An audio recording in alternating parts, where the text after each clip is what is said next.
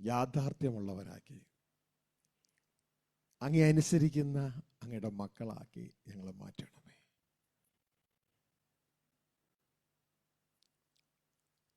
ഞങ്ങളുടെ കർത്താവും നായകനുമായ ക്രിസ്തുവെക്കുറിച്ച് വചനം ഇങ്ങനെ പറയുന്നു: വിശ്വാസത്തിന്റെ നായകനും പൂർത്തി വരുത്തുന്നതിനുമായ യേശുവെ നോക്കുക.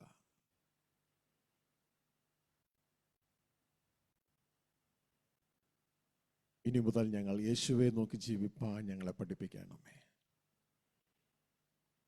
ചുറ്റുമുള്ള മനുഷ്യരെ സ്നേഹിപ്പാനും അവർ ഞങ്ങൾക്ക് തരുന്ന സ്നേഹവും ദുഃഖവും തിന്മകളും എല്ലാം ദൈവഹിതപ്രകാരം ഏറ്റെടുക്കുവാനും, എന്നാൽ ഇവരുടെ എല്ലാ നടുവിൽ അവരെയല്ല, അതിലുപരി ക്രിസ്തുവെ നോക്കി ജീവിപ്പാൻ ഞങ്ങളെ പഠിപ്പിക്കണമേ. ഞങ്ങൾ അങ്ങിൽ ആശ്രയിക്കുന്നു. ഈ ഹോളിൽ ഈ ശബ്ദ കാഴ്ചപ്രതിയിലായിരിക്കുന്ന അങ്ങയുടെ മക്കളോടെല്ലാം അങ്ങ് സംസാരിക്കുകയും അവരെ പണിതെടുക്കുകയും ചെയ്യണമേ എന്ന് പ്രാർത്ഥിക്കുന്നു. ഞാൻ അങ്ങയുടേത് മാത്രമല്ലോ ഉപയോഗിച്ചാട്ടെ. യേശു ക്രിസ്തുവിന്റെ നാമത്തിൽ പിതാവേ, ആമേൻ, ആമേൻ, ആമേൻ. പ്രാർത്ഥനയോടെ ദിവസത്തിലായിരിക്കും. പ്രഭാതത്തിൽ ദൈവസന്നിധിയിൽ ആയിരിക്കാൻ ദൈവം നമ്മളെ അവരെ സഹായിച്ചല്ലോ. ഹോളിലും ഓൺലൈനിലും ആയിരിക്കുന്ന എല്ലാവർക്കും സ്വർഗസ്ഥ പിതാവിൻ്റെയും കർത്താവ് യേശു ക്രിസ്തുവിൻ്റെയും നാമത്തിലുള്ള വന്ദനം അറിയിക്കുകയാണ്. ദൈവം നമ്മളെ സഹായിക്കട്ടെ, കൂട്ടായിരിക്കട്ടെ. കഴിഞ്ഞ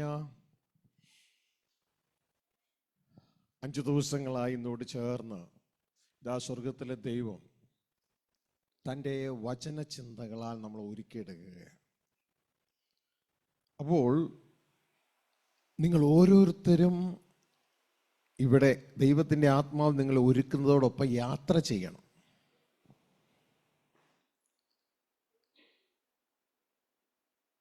അല്ലാതെ ഈ ഭൗതിക ഭൂമിയിലെ ജീവിതമാണ്, അതിനുവേണ്ടിയാണ് ദൈവം നമ്മളെ ഒരുക്കുന്നതെന്ന ചിന്തയിലായിരിക്കരുത്. ഇന്നലെ നമ്മൾ കേട്ട ഒരു മെയിൻ സന്ദേശമുണ്ട്. ക്രിസ്തീയ ജീവിതം എന്താണ്? ഓർക്കുന്നുണ്ടോ നിങ്ങൾ ആരെങ്കിലും? എന്താണ്? ഒരാൾ ഓർക്കുന്നുണ്ട്. ക്രിസ്തീയ ജീവിതം എന്താണ്?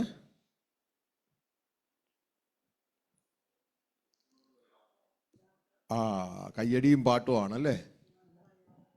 നമ്മുടെ ചിന്തയിൽ ക്രിസ്തീയ ജീവിതം എന്ന് വെച്ചാൽ കയ്യടിയും പാട്ടും, അതൊക്കെ അവിടെ നിന്ന് ഉണ്ടായിക്കോട്ടെ. പക്ഷെ ക്രിസ്തീയ ജീവിതം എന്ന് പറഞ്ഞാൽ ഒരു യാത്രയാണ്. ശരീരം കൊണ്ടുള്ള യാത്രയല്ല, ഹൃദയം കൊണ്ടുള്ള യാത്ര. അപ്പം നമുക്കറിയാത്ത സ്ഥലത്ത് നമ്മൾ യാത്ര പോവുകയാണെങ്കിൽ നമ്മൾ എന്തും കൊണ്ടൊക്കെ ആയിരിക്കും പോകുന്നേ? ഒരു മാപ്പൊക്കെ കൊണ്ടുപോകും അല്ലേ? ഒരു മാപ്പ് കൊണ്ടുപോകും. നേരത്തെ തന്നെ വഴികളൊക്കെ ആരോടെങ്കിലൊക്കെ ചോദിച്ചു മനസ്സിലാക്കി ആ ജംഗ്ഷൻ്റെ പേരെന്താ, അടുത്ത ജംഗ്ഷൻ്റെ പേരെന്താ, അവിടെ ചെന്നിട്ട് വേണോ അങ്ങോട്ട് പോകാൻ ഒക്കെ ചോദിച്ച് മനസ്സിലാക്കി പോകാൻ. പക്ഷെ ഇന്ന് കാലം കൂടുതൽ മാറിയപ്പോൾ അങ്ങനെയുള്ള പോക്ക് കുറവാണ്. ഇപ്പോൾ GPS ഉപയോഗിച്ചിട്ടാണ് പലരും യാത്ര പോകുന്നത്. അതിപ്പോൾ നമ്മളെ ഗൈഡ് ചെയ്യും.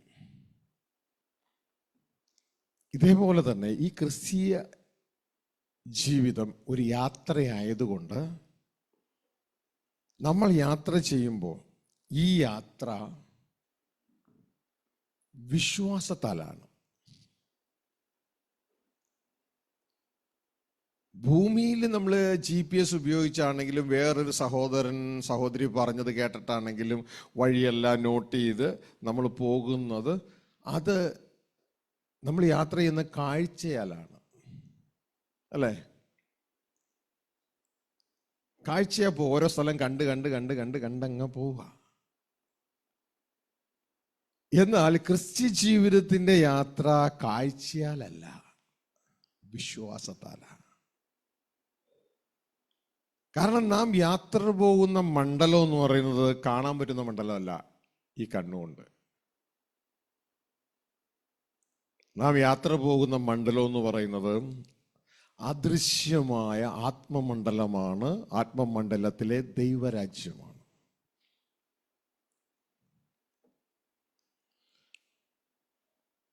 അപ്പോൾ നമ്മളുടെ അവിടെയുള്ള GPS സിസ്റ്റം എന്ന് പറയുന്നത്, അത് ഓപ്പറേറ്റ് ചെയ്യുന്നത് ക്രിസ്തുവാണ്. ആ ക്രിസ്തുവിനെ കുറിച്ച് പറയുന്നൊരു കാര്യം വിശ്വാസത്തിന്റെ നായകൻ എന്നാണ്. വിശ്വാസത്തിന്റെ നായകനാണ് ക്രിസ്തു.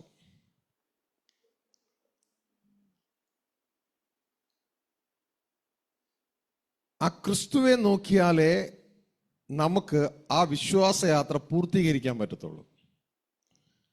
ഇതുകൊണ്ടാണ് ദൈവത്തിന്റെ വചനം പറയുന്ന വിശ്വാസത്തിന്റെ നായകനും പൂർത്തി വരുത്തുന്നവനുമായ യേശു ക്രിസ്തുവെ നോക്കുക. ഹെബ്രായ ലേഖനം 12-ാം അധ്യായത്തിൽ നമുക്കിത് കാണുവാനായിട്ട് കഴിയും. ഹല്ലേലൂയ. ഒന്ന് വായിച്ചേ. ഹെബ്രായർ 12:2 വിശ്വാസത്തിന്റെ നായകനും പൂർത്തി വരുത്തുന്നവനുമായ യേശുവിനെ നോക്കുക. അപ്പോ വളരെ ശ്രദ്ധിക്കുക. ഇനിയുള്ള ജീവിതം ഒരു ദൈവ പൈതൽ, ദൈവവചനം അനുസരിച്ച് ജീവിക്കാൻ ആഗ്രഹിക്കുന്ന ഒരു ദൈവ പൈതൽ, വേറെ രീതിയിൽ പറഞ്ഞാൽ ഒരു നീതിമാൻ എങ്ങനെ ജീവിക്കണം എന്നുള്ള ഒരു സന്ദേശമാണ് ദൈവം നിങ്ങൾക്ക് തരുന്നത്. ഒരു നീതിമാൻ എങ്ങനെ ജീവിക്കണം. പലർക്കും ഇത് അറിയില്ല. അവർ വീണ്ടും പഴയ ശൈലി ഉപയോഗിക്കുമ്പോൾ അത് തോറ്റുപോകാനായിട്ടിടയാകും ഈ ലോക ജീവിതത്തിൽ. കാരണം നമ്മൾ ഉപയോഗിക്കേണ്ട രീതി തന്നെ ഉപയോഗിക്കണം.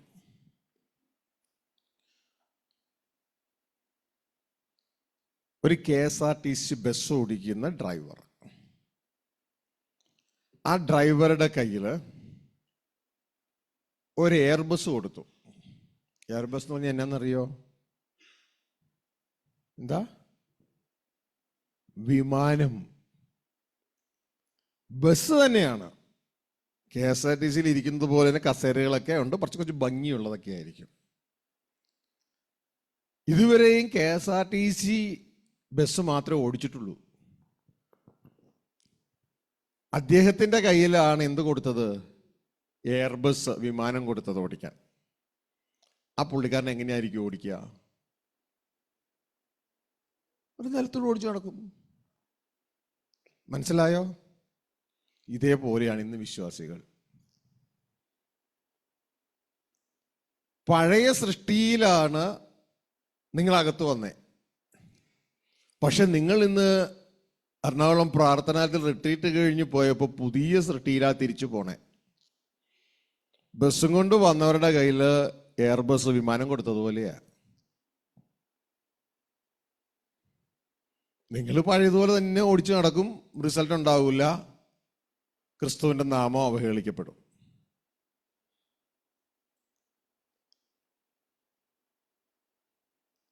ഇവിടെ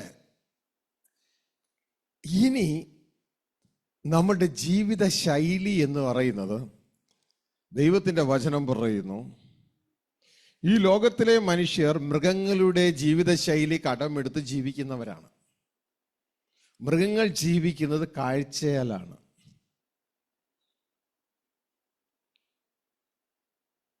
ഒരു പശുവിനെ എവിടെയെങ്കിലും കെട്ടിയിട്ടിരിക്കുന്നു, ഉടനെ അതിൻ്റെ അടുത്തിൽ കൂടെ ഒരു കാള വണ്ടിയിൽ വൈക്കോല് പോകുന്നു, പശു അത് കാണുന്നു, പശു അങ്ങോട്ട് പോകും, ആ വൈക്കോല് വണ്ടിയുടെ പുറകെ പോകും. പക്ഷേ കുറച്ച് കഴിയുമ്പോൾ പോകാൻ പറ്റില്ല, കാരണം കഴുത്തല കെട്ടുമുറുകി, തെങ്ങ കെട്ടിയിട്ടിരിക്കുമായിരുന്നു. കയറിൻ്റെ നീളം എന്തോരം ഉണ്ടോ അത്രയും പോകും. മനസ്സിലായോ? അപ്പൊ കാഴ്ചയാൽ ജീവിക്കുന്നവരാണ് മൃഗങ്ങൾ. നമ്മൾ ഇന്നെടുത്ത് ഉപയോഗിക്കുന്നത് മൃഗങ്ങളുടെ ശൈലിയാണ്. അതുകൊണ്ട് 2 കൊരിന്ത്യർ 5-ാം അധ്യായത്തിൽ മനുഷ്യരോട് പറയുന്നുണ്ട്, ഇനിയും മൃഗങ്ങളുടെ ശൈലിയിൽ ജീവിക്കരുത്. ഇനിയും മൃഗങ്ങളുടെ ശൈലിയിൽ ജീവിക്കരുത്. അതായത് കാഴ്ചയാൽ ജീവിക്കരുത്. നീതിമാന്മാർക്ക് ദൈവം കൊടുത്ത ആ ജീവിത ശൈലിയിൽ വേണം ജീവിക്കാൻ. എടുത്തൊന്ന് വായിച്ചേ. കാഴ്ചയാലല്ല ആ വാക്യം ഒന്ന് പറഞ്ഞു. ഞാൻ പറഞ്ഞില്ലെങ്കിൽ വാക്യം പറയണം. ഓക്കെ. 2 കൊരിന്ത്യൻ 5:7. ആ, കാഴ്ചയാലല്ല വിശ്വാസത്താൽ അത്രേ ഞങ്ങൾ നടക്കുന്നത്. കണ്ടോ? അപ്പൊ ഇത്രയും നാളും കാഴ്ചയാൽ നടന്ന ആളുകളാണ്. ഇനി വിശ്വാസത്താൽ വേണം നടക്കാൻ.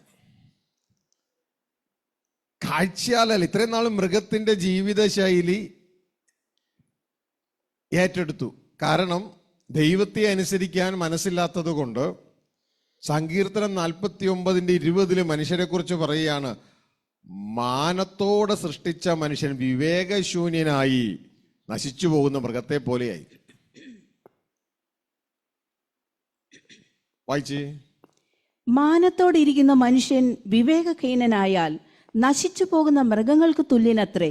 നശിച്ചു പോകുന്ന മൃഗങ്ങളെ പോലെ വിവേകമില്ലായ്മയായി പോയി. അതുകൊണ്ട് മൃഗത്തിന്റെ ജീവിത ശൈലി എടുത്ത് ഉപയോഗിക്കുന്നവരാണ് മനുഷ്യർ. എന്നാൽ വിശുദ്ധ ബൈബിൾ പറയുന്നൊരു കാര്യം, ഇനിയും ആ ശൈലി ഉപയോഗിക്കരുത്. കാഴ്ചയാലല്ല ജീവിക്കേണ്ടത്. ജീവിക്കാൻ വേണ്ടി കാഴ്ചയെ ഉപയോഗിക്കുകയാണ് വേണ്ടത്. കാഴ്ചയാലല്ല ജീവിക്കേണ്ടത്. ബുദ്ധിയിലല്ല ആശ്രയിക്കേണ്ടത്. ജീവിക്കാൻ വേണ്ടി ബുദ്ധി ഉപയോഗിക്കുകയാണ് വേണ്ടത്. ആശ്രയിക്കേണ്ടത് ദൈവത്തെയാണ്. അതൊരു ത്രിയേക പ്രവർത്തനമാണ്. ബൈബിളിൽ പറയുന്നത് ലോ ഓഫ് ദ സ്പിരിറ്റ് എന്നാണ്. ഇത് പുതിയ ഉടമ്പടിയിലാണ് തെളിഞ്ഞതെങ്കിലും പഴയ ഉടമ്പടിയിലും ഇത് ഒളിഞ്ഞു കിടക്കുന്നുണ്ട്. അപ്പൊ നിങ്ങളുടെ ജീവിതത്തിൽ റിസൾട്ട് വേണമെങ്കിൽ എൻ്റെ പ്രിയ സഹോദരങ്ങളെ, നീതിമാന്മാർ ഉപയോഗിക്കുന്ന ജീവിത ശൈലി, നീതിമാന്മാർക്ക് ജീവിപ്പാൻ ദൈവം കൊടുത്ത ജീവിത ശൈലി എടുത്ത് ഉപയോഗിക്കുക. മനസ്സിലായോ? അപ്പൊ അത് ഉപയോഗിക്കാൻ നാം അറിയണം. ഇപ്പോൾ KSRTC ബസ് ഓടിക്കുന്ന ബസ് ഡ്രൈവറുടെ കയ്യിൽ എയർ ബസ് കൊടുത്തു. ഈ അദ്ദേഹത്തിന് അത് കിട്ടി, ഫെസിലിറ്റി എല്ലാം ഉണ്ട്. പക്ഷേ അദ്ദേഹത്തിന് അത് ഉപയോഗിക്കാൻ അറിഞ്ഞുകൂടാ. അതിൻ്റെ ലാൻഡിങ് ഗിയർ, ഫോർവേഡ് ഗിയർ ഇതൊന്നും ഉപയോഗിക്കാൻ അദ്ദേഹത്തിന് അറിഞ്ഞുകൂടാ. ഇത് ആരെങ്കിലും അദ്ദേഹത്തിന് പഠിക്കാൻ മനസ്സുണ്ടാകണം. ആരെങ്കിലും അദ്ദേഹത്തെ പഠിപ്പിച്ചു കൊടുക്കണം. എങ്കിൽ മാത്രമേ ഇദ്ദേഹത്തിന് വിമാനം പൊക്കാനും വിമാനം താഴ്ത്താനും ഇറക്കാനും ഒക്കെ സേഫായിട്ട് അറിയുള്ളൂ. ഇതേപോലെ തന്നെ നമ്മളുടെ ജീവിതത്തിൽ നീതിമാന്മാർക്ക് ദൈവം ഉപയോഗിക്കാൻ കൊടുത്ത ജീവിത ശൈലിയുണ്ട്. ആ ജീവിത ശൈലി ഉപയോഗിച്ച് വേണം ഇനി നിങ്ങൾ ജീവിപ്പാൻ. എങ്കിലേ റിസൾട്ട് വരൂ. അല്ലെങ്കിൽ ചുമ്മാ വട്ടം കൂടി കൈയടിച്ചും പ്രാർത്ഥിച്ചു ഉപവാസ പ്രാർത്ഥന നടത്തിയൊക്കെ മാറ്റമില്ലാത്തവരായി നിലകൊള്ളാം. മാറ്റമില്ലാത്തവരായി നിലകൊണ്ടാൽ അത് ക്രിസ്തുവിന് നാണക്കേടായി. ഹല്ലേലൂയ. മാറ്റമുള്ളവരായിരിക്കണം. എല്ലാ മേഖലയിലും മാറ്റമുള്ളവരായിരിക്കണം. മനസ്സിലായോ? അതുകൊണ്ട് ഹെബ്രായ ലേഖനം 10-ാം അധ്യായം അതിൻ്റെ അവസാന വാക്യങ്ങളിൽ പറയുന്ന കാര്യം ഇതാണ്. 38 ഞാൻ ചിന്തിക്കുന്നു. അവിടെ പറയുകയാണ്, എൻ്റെ നീതിമാൻ വിശ്വാസത്താൽ ജീവിക്കും. അപ്പൊ വിശ്വാസം എന്നത് ഒരു ജീവിത ശൈലിയാണ്. ആരുടെ? ദൈവത്തിൻ്റെ നീതിമാന്മാരുടെ ജീവിത ശൈലിയാണ് വിശ്വാസം. എടുത്തേക്കൊന്ന് വായിച്ചോളൂ. ഹെബ്രായർ 10:38. എന്റെ നീതിമാൻ വിശ്വാസത്താൽ ജീവിക്കും. മനസ്സിലായോ? എന്റെ നീതിമാൻ എങ്ങനെ ജീവിക്കണം? വിശ്വാസത്താൽ ജീവിക്കും. അപ്പൊ ഇനി എങ്ങനെ ജീവിക്കും? കാഴ്ചയാൽ ജീവിക്കുവോ പഴയതുപോലെ, അതോ വിശ്വാസം ജീവിക്കുവോ?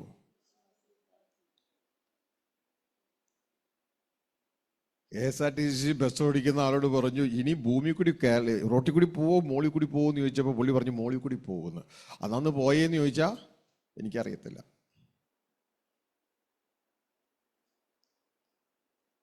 ഇനി അടുത്തൊരു വിഷയം ഇച്ചിരി അപകടമാണ്. അവിടെ ദൈവത്തിന്റെ വചനം പറയുന്നു, എൻ്റെ നീതിമാൻ വിശ്വാസത്താൽ ജീവിക്കും. പക്ഷെ ഒരു കാര്യം അവിടെ പറയാണ്, പിന്മാറുന്നുവെങ്കിൽ ദൈവം പറയാ എനിക്ക് ആ വ്യക്തിയിൽ പ്രസാദമില്ല. പിന്മാറിയാൽ പ്രസാദമില്ല. എൻ്റെ നീതിമാൻ വിശ്വാസത്താൽ ജീവിക്കും. അങ്ങനെ എഴുതിയിട്ടില്ല അവിടെ? ഉണ്ട്. എൻ്റെ നീതിമാൻ വിശ്വാസത്താൽ ജീവിക്കും, പിന്മാറുന്നുവെങ്കിൽ എൻ്റെ ഉള്ളത്തിന് അവനിൽ പ്രസാദമില്ല. മനസ്സിലായോ? പിന്മാറുന്നുവെങ്കിൽ എൻ്റെ ഉള്ളത്തിന് അവനിൽ പ്രസാദമില്ല. അപ്പോ വിശ്വാസത്താൽ ജീവിക്കുക, ഇത് എന്താണെന്ന് നാം ഒന്ന് മനസ്സിലാക്കുക. സിമ്പിളായിട്ട് മനസ്സിലാക്കിയാൽ നിങ്ങൾക്ക് ഉപയോഗിക്കാൻ പറ്റും. ദൈവത്തിന്റെ വചനം പറയുന്നു, വിശ്വാസം എന്നതോ ആശിക്കുന്നതിൻ്റെ ഉറപ്പും കാണാത്ത കാര്യങ്ങളുടെ നിശ്ചയവുമാണ്. ഹല്ലേലൂയ. എബ്രായ ലേഖനം അത് വളരെ വ്യക്തതയോടെ അത് പറയുന്നുണ്ട്. എന്താണ് വിശ്വാസം? എടുത്തിങ്ങനെ വായിച്ച്. വിശ്വാസം എന്നതോ, വാക്യം പറ. ഹെബ്രായർ 11:1. വിശ്വാസം എന്നതോ ആശിക്കുന്നതിന്റെ ഉറപ്പും കാണാത്ത കാര്യങ്ങളുടെ നിശ്ചയവുമാകുന്നു. കണ്ടോ? എല്ലാവർക്കും മനസ്സിലായില്ലേ? ഒന്നും മനസ്സിലായില്ല, ചുമ്മാ പറയാ എല്ലാം മനസ്സിലായെന്ന്. വിശ്വാസം എന്നത് ആശിക്കുന്നതിന്റെ ഉറപ്പും കാണാത്ത കാര്യങ്ങളുടെ നിശ്ചയവുമാണ്. എനിക്ക് ഒരു കാര്യം ആവശ്യമാണ് എൻ്റെ ജീവിതത്തിൽ.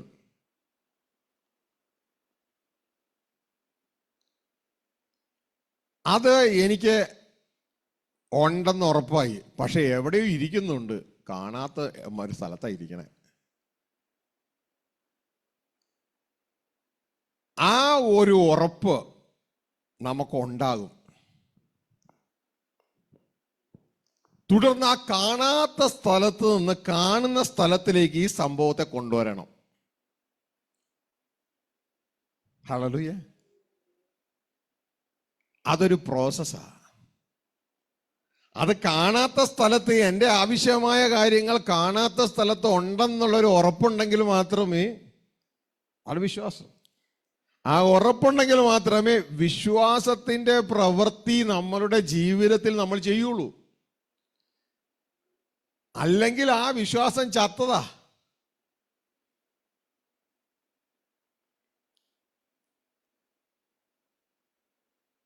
അപ്പൊ കാണാത്ത മണ്ഡലത്തിൽ നിന്ന് കാണുന്ന മണ്ഡലത്തിലേക്ക്, അല്ലെങ്കിൽ എൻ്റെ ജീവിതത്തിലേക്ക്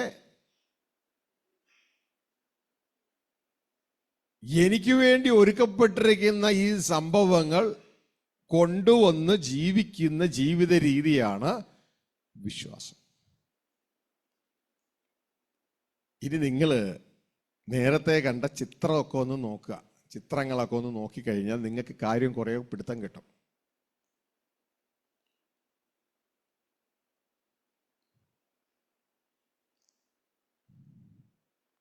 ഹബക്കൂക്ക് പ്രവാചകന്റെ പുസ്തകം 2-ാം അധ്യായം 4-ാം വാക്യം ഒന്ന് വായിച്ച്. പഴയ ഉടമ്പടിയിലും ദൈവത്തിന്റെ ഭക്തന്മാർ, നീതിമാന്മാർ ജീവിക്കുന്ന ജീവിതശൈലിയാണിത്. അവന്റെ മനസ്സ് അവനിൽ അഹങ്കരിച്ചിരിക്കുന്നു, അത് നേരുള്ളതല്ല.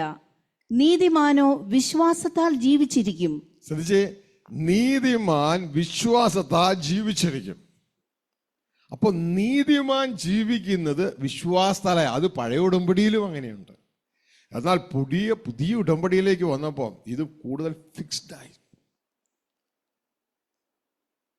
അപ്പൊ ഇത് നിങ്ങൾക്ക് മനസ്സിലാക്കണമെങ്കിൽ കൂടുതൽ എന്ത് ചെയ്യണമെന്നറിയാമോ? അതിന്റെ 2-ാം വാക്യം വായിച്ചേ. യഹോവ എന്നോട് ഉത്തരം അരുളിയത്, നീ ദർശനം എഴുതുക, ഓടിച്ചു വായിപ്പാൻ തക്കവണ്ണം അത് പലകയിൽ തെളിവായി വരയ്ക്കുക. പലകയിൽ ഈ ദർശനം തെളിവായി വരയ്ക്കണം. ദൈവദാസന്മാർ ഒന്ന് ശ്രദ്ധിച്ചേ, ദൈവമക്കൾ വളരാൻ ആഗ്രഹിക്കുന്നവർ ശ്രദ്ധിച്ചേ.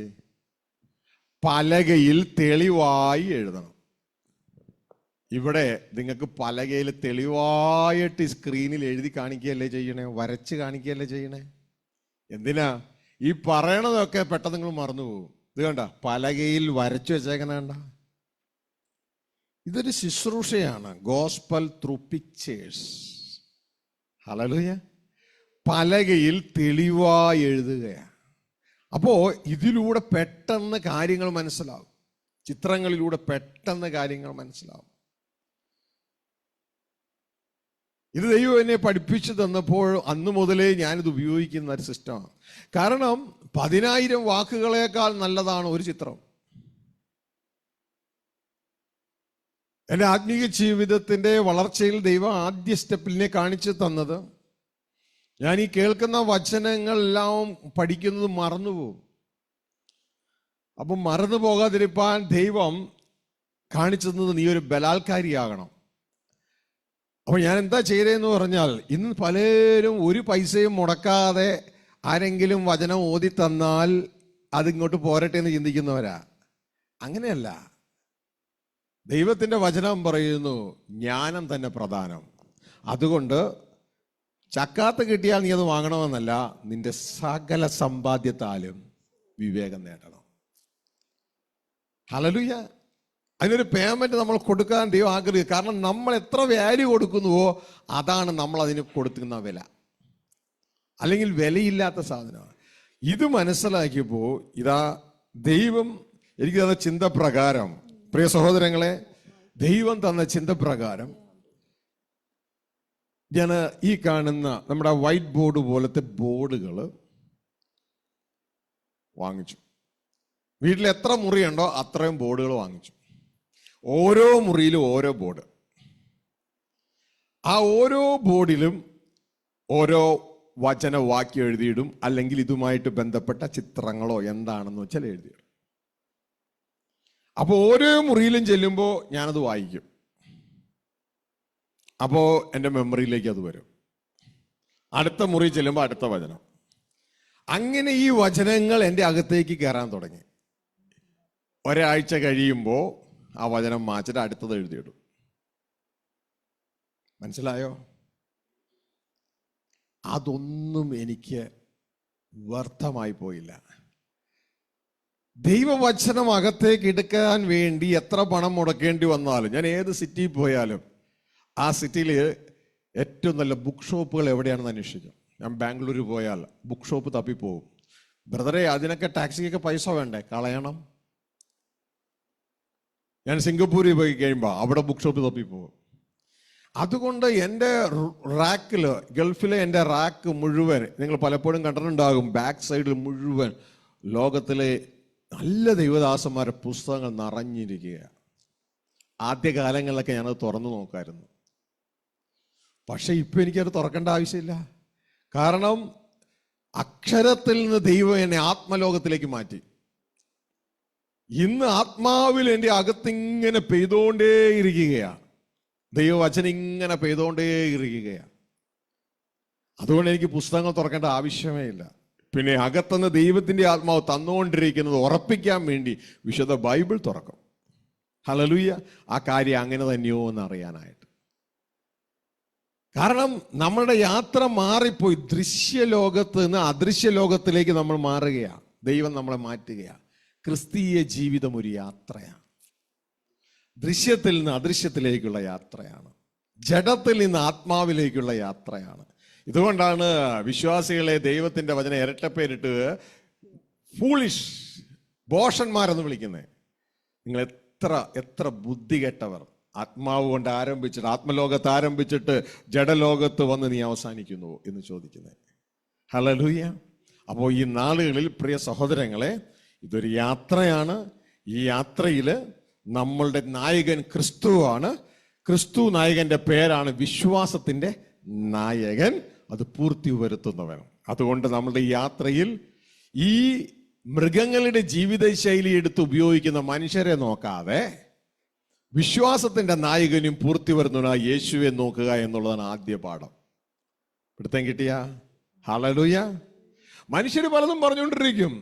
അതിനൊന്നും റെസ്പോണ്ട് ചെയ്യാൻ പോകണ്ട. അവര് പറഞ്ഞോട്ടെ. ഹല്ലേലൂയ. ദൈവം നിങ്ങളുടെ ഹൃദയത്തിൽ റെസ്പോണ്ട് ചെയ്യണമെന്ന് പ്രോംപ്റ്റ് ചെയ്യുന്നെങ്കിൽ മാത്രം റെസ്പോണ്ട് ചെയ്യുക, അല്ലെങ്കിൽ റെസ്പോണ്ട് ചെയ്യരുത്. ഹല്ലേലൂയ. പ്രിയ സഹോദരങ്ങളെ, നീതിമാന്റെ ജീവിത ശൈലിയാണ് വിശ്വാസം. ഇനി അതെങ്ങനെയാണ് ജീവിക്കണേന്ന് നിങ്ങൾക്ക് പറഞ്ഞുതരാം. ആദ്യം ഒരു തിരിച്ചറിവുണ്ടാകണം. എനിക്കും നിങ്ങൾക്കും ജീവിക്കാനുള്ളത് മുഴുവൻ തയ്യാറായിട്ടുണ്ട്. ഈ ഒരു തിരിച്ചറിവ് വേണം. എവിടെ? ഈ ഭൗതിക മണ്ഡലത്തിലല്ല അതിൻ്റെ സ്വിച്ചിരിക്കണേ. ഭൗതിക മണ്ഡലത്തിലായിരിക്കും അത് വെളിപ്പെടുന്നത്, നമ്മളുടെ സോളിലായിരിക്കും വെളിപ്പെടുന്നത്, നമ്മുടെ ശരീരത്തിലായിരിക്കും വെളിപ്പെടുന്നത്. പക്ഷേ അതിൻ്റെ സ്വിച്ചിരിക്കുന്നത് ഇവിടെയല്ല. അത് മുഴുവൻ ഇരിക്കുന്നത് നമ്മൾ വീണ്ടും ജനിച്ച ദൈവരാജ്യത്തിലാണ്. അവിടെ നിന്ന് സ്വിച്ച് ഓൺ ചെയ്ത് ഇവിടെ കൊണ്ടുവരാൻ പഠിക്കണം. അതായത് ഇപ്പൊ വൈപ്പിൻകരയിൽ കാര്യമായിട്ടൊന്നുമില്ല. പക്ഷെ വൈപ്പിൻകരയ്ക്ക് വേണ്ടതൊക്കെ എറണാകുളത്തുണ്ട്. എറണാകുളത്തുണ്ടെന്ന് പറഞ്ഞിട്ട് കാര്യമുണ്ടോ? വൈപ്പിൻകര കിട്ടണ്ടേ? അപ്പോ നേരത്തെ അത് ബോട്ട് വഴിയൊക്കെ കൊണ്ടുപോകാമായിരുന്നു. അത് കുറച്ചല്ലേ കൊണ്ടുപോകാൻ പറ്റൂ. എന്നാൽ ഇപ്പോ ഗോശ്രീ ബ്രിഡ്ജ് എന്ന് പറയുന്ന 3 ബ്രിഡ്ജുകൾ ഒരുമിച്ച് അങ്ങ് കയറിയിട്ട് എറണാകുളത്തിന്റെ അനുഗ്രഹം വൈപ്പിൻകരയിൽ എത്തുന്നുണ്ട്. മനസ്സിലാവുന്നുണ്ടോ? ഹല്ലേലൂയ. ഇതേപോലെ അവിടെ ഗോശ്രീ ബ്രിഡ്ജ് ആണെങ്കിൽ ഇവിടെ നമ്മളുടെ വിശ്വാസമാണ് ഇത് എത്തിക്കുന്നത്.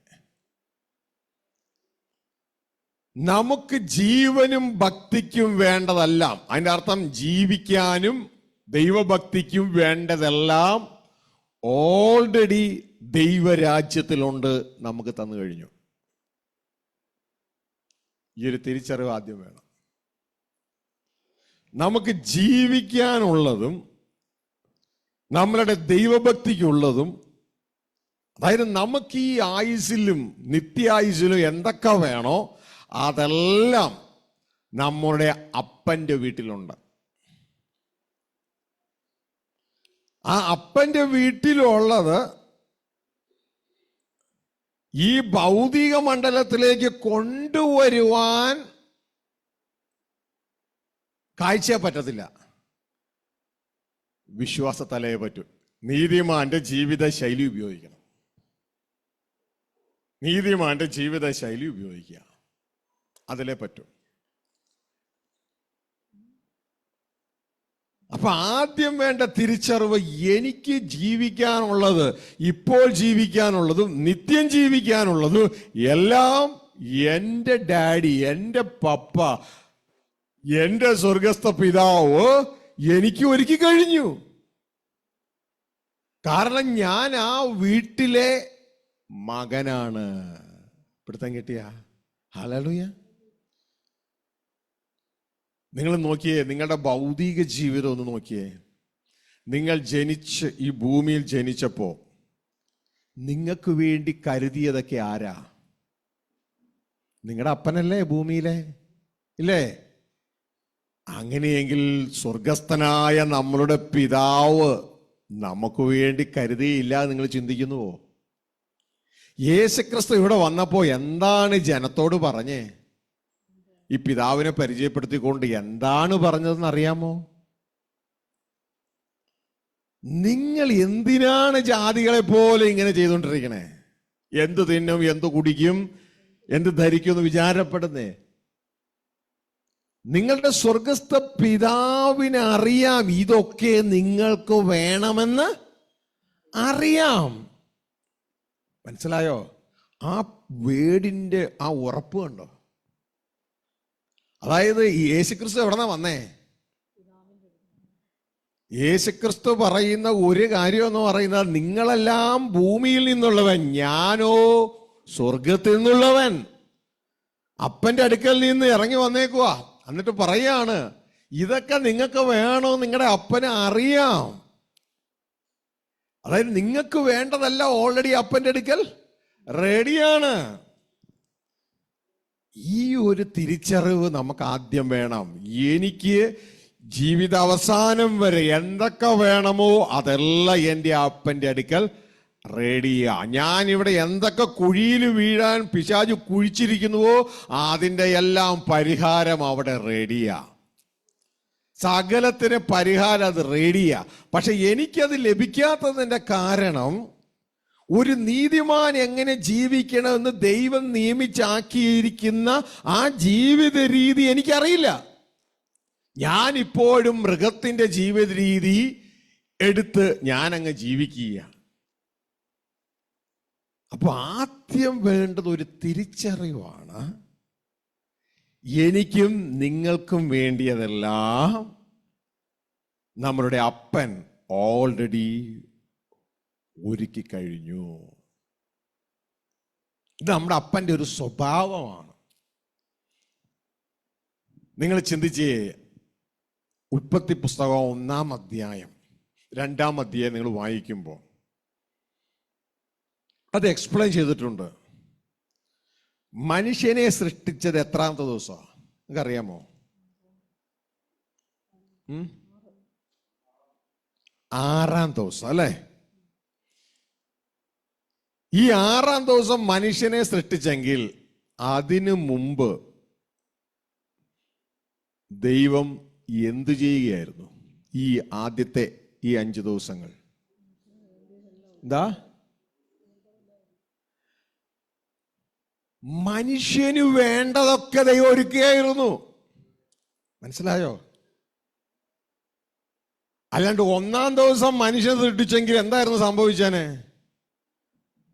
അപ്പോ മൊത്തം ഇരുട്ടാ. അപ്പാ വിശക്കണേ ഇല്ലേ? ബഹളം ഉണ്ടാക്കൂലേ?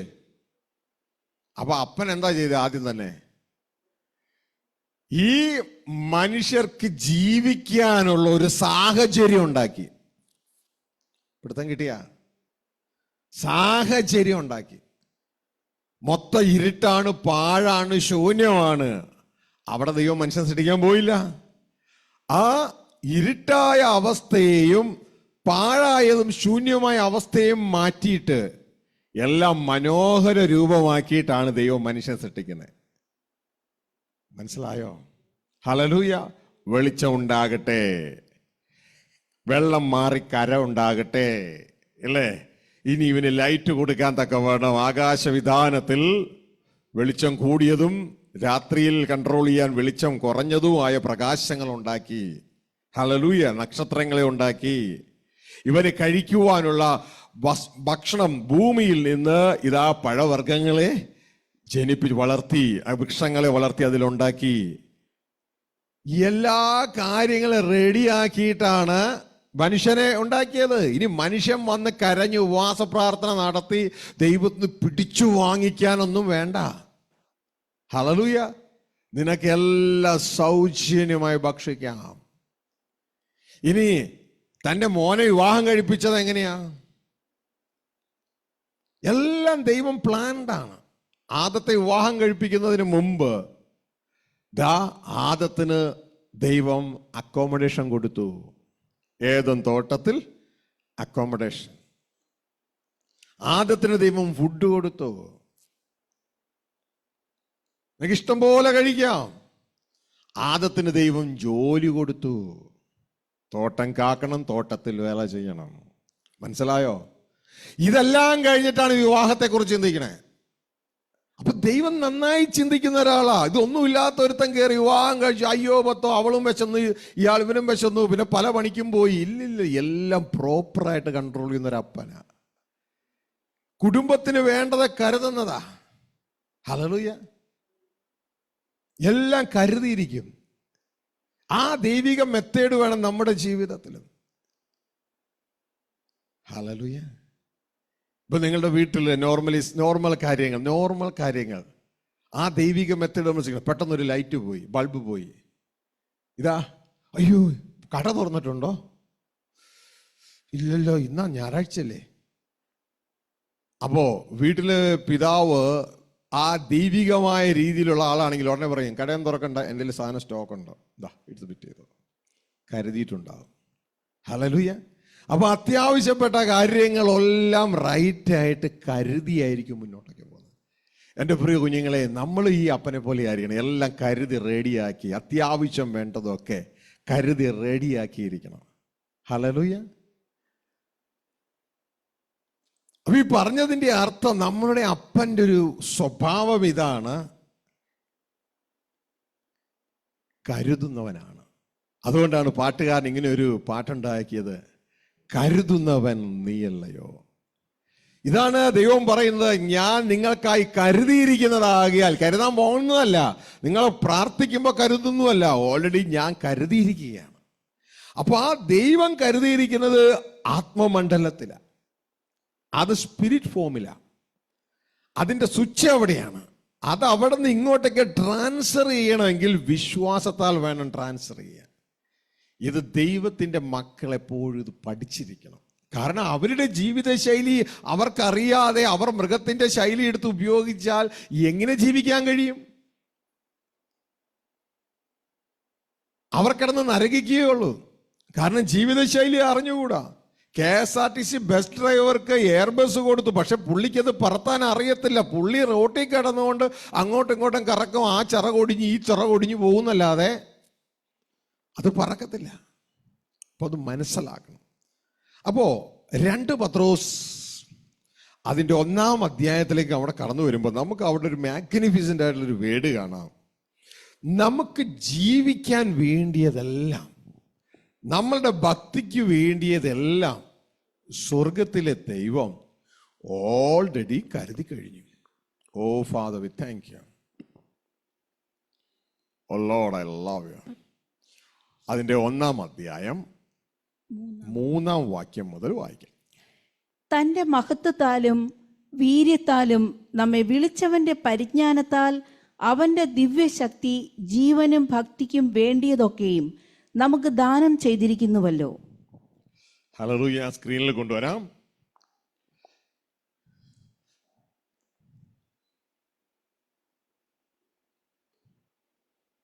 ജീവിക്കാൻ വേണ്ടതെല്ലാം, ഭക്തിക്ക് വേണ്ടതെല്ലാം ദൈവം ഓൾറെഡി തന്നു കഴിഞ്ഞു. ദൈവം ഓൾറെഡി തന്നു കഴിഞ്ഞു. ഇതാ ദൈവത്തിന്റെ വചനം പറയുന്നത്. അത് എവിടെയാണ് ഇരിക്കുന്നത് എന്നാണ് നാം അറിയേണ്ടത്. അത് ഇരിക്കുന്നത് ആത്മമണ്ഡലത്തിലാണ്, ദൈവരാജ്യത്തിലാണ്. അതിൻ്റെ സ്വിച്ച് അവിടെ ഇരിക്കുന്നത്. അത് അവിടെ ഇനീഷ്യേറ്റ് ചെയ്താലേ നമ്മുടെ ദേഹീയ മണ്ഡലത്തിലും ഭൗതിക മണ്ഡലത്തിലും തെളിയുകയുള്ളൂ. നമ്മൾ ഇനീഷ്യേറ്റ് ചെയ്യണം. ദൈവത്തിന്റെ വചനം പറയുന്നില്ലേ, പിന്മാറുന്നുവെങ്കിൽ എനിക്ക് പ്രസാദമില്ല. എന്റെ നീതിമാൻ വിശ്വാസത്താൽ ജീവിക്കും.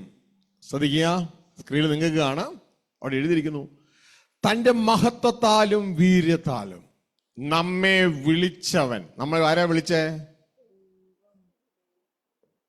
ആരാ വിളിച്ചേ? സ്വർഗസ്ഥ പിതാവ് ക്രിസ്തയേശുവിലൂടെ നമ്മളെ വിളിച്ചു. അതുകൊണ്ടാണ് നമ്മൾ ഇങ്ങനെ പാടിയത്, ദൈവം വിളിക്കുന്നു, സ്വർഗപിതാവ് വിളിക്കുന്നു, യേശുവിലൂടെ തന്മകനാകാൻ ദൈവം വിളിക്കുന്നു, സ്വർഗപിതാവ് വിളിക്കുന്നു. ഹല്ലേലൂയ.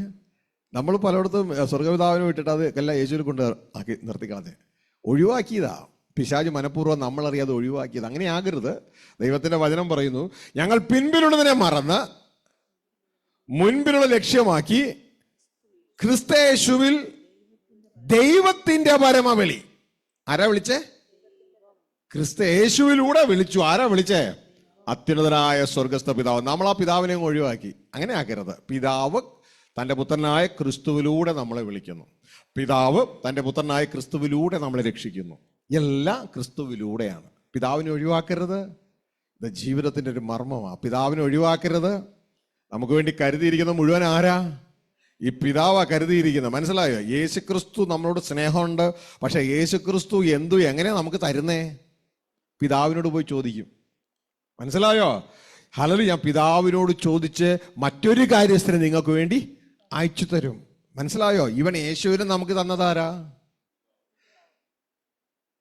തൻ്റെ ഏകജാതനായി വിശ്വസിക്കുന്ന ഏവരും നിത്യജീവൻ പ്രാപിക്കേണ്ടതിന് ക്രിസ്തുവെ നൽകുവാൻ തക്കവണ്ണം ദൈവം പിതാവ് നമ്മളെ അത്രമാത്രം സ്നേഹിച്ചു. അപ്പൊ എല്ലാം അപ്പനാ തരുന്നേ. അപ്പനെ ഒഴിവാക്കുന്നത് വെറും വിഡ്ഢിത്തമാണ്.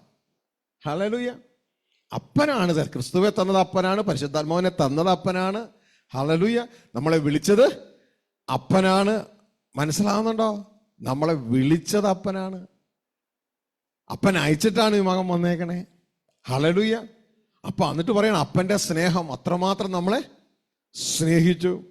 ഈ ഭൂമിയിൽ വന്നപ്പോൾ അപ്പൻ, ഈ മകൻ നന്നായി നമ്മളെ സ്നേഹിച്ചു, നമുക്ക് വേണ്ടി എല്ലാം പ്രവർത്തിച്ചു. പക്ഷെ അവസാനം തൻ്റെ ജീവിതത്തിലൊരു വിഷയം വന്നപ്പോൾ ഇതാ അപ്പനോട് പറഞ്ഞു, അപ്പ കഴിയുമെങ്കിൽ ഇതൊന്ന് മാറ്റി, കാൽവരി ക്രൂശിലെ ആ യാഗവും അപ്പനുമായിട്ടുള്ള സെപ്പറേഷനും കഴിയുമെങ്കിൽ ഇതൊന്നും മാറ്റിക്കൊടുക്കണമേ എന്ന് പറഞ്ഞു. അല്ലേ? യേശുക്രിസ്തു പ്രാർത്ഥിച്ചത് അങ്ങനെയാ. അന്നെങ്ങാനും ദൈവം ആ പ്രാർത്ഥന കേട്ട് എൻ്റെ മോനെ ഞാൻ നിനക്ക് പ്രാർത്ഥനയ്ക്ക് ഉത്തരം തരാതിരിക്കുവോടാ എന്ന് ചോദിച്ചെങ്ങാനും മാറ്റിക്കൊടുത്തിരുന്നെങ്കിലോ? എനിക്ക് അത്രമാത്രം സ്നേഹമാണ് നിന്നോടെന്ന് പറഞ്ഞിട്ട് മാറ്റി കൊടുത്തിരുന്നെങ്കിലോ? നമുക്ക് തന്നെ പറ്റിയേനെ. നമ്മൾ ആരും രക്ഷിക്കപ്പെടത്തില്ല. അല്ലേ? അപ്പൊ അപ്പന്റെ സ്നേഹം എന്താ ചെയ്തേ? ഈ മോനെ ഒരു ദൂതനെ അയച്ച് ശക്തിപ്പെടുത്തി. മനസ്സിലായോ? യേശുക്രിസ്തുവിന്റെ പ്രാർത്ഥന അപ്പൻ കേട്ടില്ല. ഹല്ലേലൂയ. ആ അപ്പന്റെ സ്നേഹം അത്രമാത്രം വലിയതാ. ഹല്ലേലൂയ. അവനെ നൽകുവാൻ തക്കവണ്ണം അപ്പൻ അത്രമാത്രം നമ്മളെ സ്നേഹിച്ചു. പിടുത്തം കിട്ടിയാ? അത് മറന്നു പോകരുത്. യേശു സ്നേഹിച്ചില്ലെന്നല്ല, യേശു നമ്മളെ സ്നേഹിച്ചു, തീർച്ചയായും സ്നേഹിച്ചു. ആഴമേറിയ സ്നേഹം തന്നു. മനസ്സിലായോ? ഹല്ലേലൂയ. പക്ഷേ അപ്പൻ്റെ സ്നേഹത്തെ വെല്ലുന്ന ഒരു സ്നേഹം വേറെയില്ല. ഈ ഒരു തിരിച്ചറിവ് നമ്മുടെ ജീവിതത്തിൽ വേണം. ഹല്ലേലൂയ. അപ്പൊ കഴിഞ്ഞ നാളുകളിലെല്ലാം നമ്മൾ പാടിക്കൊണ്ടത് യേശു വിളിക്കുന്നു എന്നാ. തീർച്ചയായും യേശു വിളിക്കുന്നു. എങ്ങനെയാണ്? അപ്പൻ യേശുവിലൂടെ നമ്മളെ വിളിക്കുന്നു. അപ്പൊ യേശുവിനെ ഒഴിവാക്കിയിട്ടല്ല, ആ സ്വർഗീയ പിതാവ് യേശുക്രിസ്തുവിലൂടെ നമ്മൾ രക്ഷിക്കുന്നു, യേശുക്രിസ്തുവിലൂടെ വിളിക്കുന്നു എന്ന തിരിച്ചറിവുണ്ടാകണം ബുദ്ധിയുള്ളവരായി. പിശാചിനോ അവൻ്റെ കളകൾക്കോ അവസരം കൊടുക്കരുത്. അവിടെയൊക്കെ വരുമ്പോൾ നമ്മൾ ശബ്ദിക്കണം. മനസ്സിലായോ? അവിടെ നമ്മൾ ശബ്ദിക്കണം. നമ്മൾ ശബ്ദിച്ചില്ലെങ്കിൽ ഇത് മിണ്ടാതെ ഞാൻ കയറി അങ്ങ് പോകും. ഒരു കള വളരുമ്പോൾ എന്ത് ചെയ്യണം? നല്ല കൃഷിക്കാരനാണെങ്കിൽ എന്ത് ചെയ്യത്? അതങ്ങ് വളർന്നോട്ടെ എന്ന് പറയല്ല, അത് എടുത്ത് കളയുക. അല്ലെന്നുണ്ടെങ്കിൽ ബുദ്ധിമുട്ടായിട്ട് തീരും. മനസ്സിലായോ? അവസാനം അത് ബുദ്ധിമുട്ടായിട്ട് തീരും. അതുകൊണ്ട് നമ്മളുടെ ജീവിതത്തിൽ അത് ശ്രദ്ധിക്കുക. ഹല്ലേലൂയ.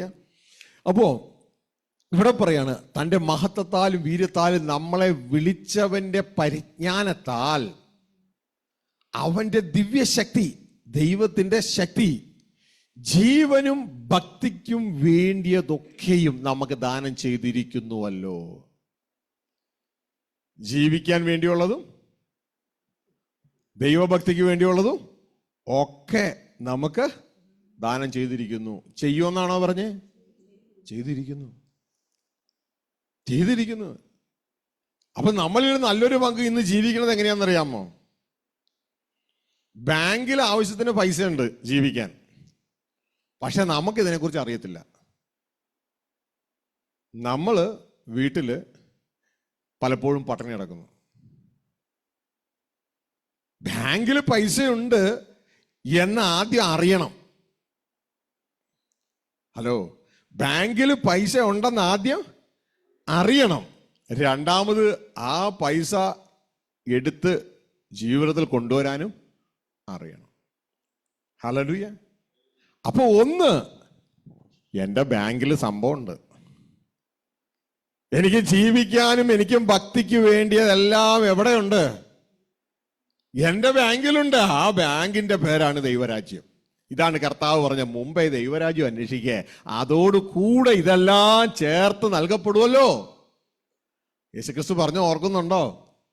അപ്പൊ എനിക്ക് വേണ്ടതൊക്കെ ഓൾറെഡി ഒരു സ്ഥലത്തുണ്ടെന്നേ. അതാരാ ഒരുക്കിയത്? ഞാനല്ലെന്നേ. അതൊരുക്കിയത് എൻ്റെ അപ്പനാണെന്നേ. ഏതപ്പൻ? ഏവനിൽ ആദത്തെ ജനിപ്പിക്കുന്നതിന് മുമ്പ് 5.5 ദിവസം കൊണ്ട് ആദത്തിന് വേണ്ടതെല്ലാം ഒരുക്കിയ എൻ്റെ അപ്പനാണ് എനിക്ക് ഇതൊക്കെ ഒരുക്കി വെച്ചേക്കണേ. പിടുത്തം കിട്ടിയ? പക്ഷെ ലൊക്കേഷൻ വേറെയാണെന്ന് മാത്രമേ ഉള്ളൂ.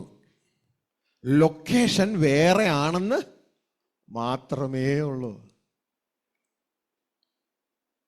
ഇനി പെട്ടെന്ന് നിങ്ങൾക്ക് ഈ കാര്യം പിടുത്തം കിട്ടാൻ, ആദ്യ ദിവസം വന്നപ്പോ ഇതൊക്കെ പലകമേൽ എഴുതിയത് നിങ്ങൾ കണ്ടായിരുന്നോ? ഹബക്കൂക്ക് 4:2 എന്താ പറഞ്ഞേ? ഇതൊക്കെ പലകമേൽ എഴുതാനല്ലേ പറഞ്ഞേ? അല്ലേ? എല്ലാവരും കാണത്തക്കവണ്ണം പലകമേൽ എഴുത്. അപ്പോ ഒരു ചിത്രം പലകമേൽ എഴുതി നിങ്ങളെ കാണിച്ചത് കണ്ടോ? സ്ക്രീനിൽ കാണിച്ചത് കണ്ടായിരുന്നോ? എന്തായിരുന്നു ആ ചിത്രം? അതെടുത്തേക്കൊന്ന് വായിച്ചോളൂ സിസ്റ്റർ കേട്ടോ. ഹല്ലേലൂയ. എന്തായിരുന്നു ആ ചിത്രം? ഓർക്കുന്നുണ്ടോ?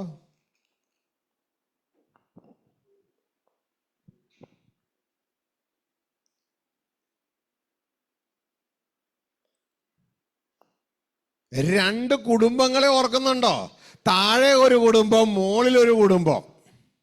ഓർക്കുന്നുണ്ടോ? ഒന്ന് ഭൂമിയിലൊരു കുടുംബം, മറ്റത് സ്വർഗത്തിലൊരു കുടുംബം. പിടുത്തം കിട്ടിയാ? എടുത്തെങ്കിൽ വായിച്ച് ഈ പറഞ്ഞത്. ഹബക്കൂക്ക് 2:2.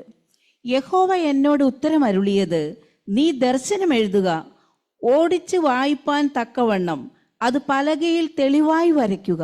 ഓടിച്ചു വായിക്കാൻ തക്കവണ്ണം അത് പലകയിൽ തെളിവായി വരയ്ക്കുക.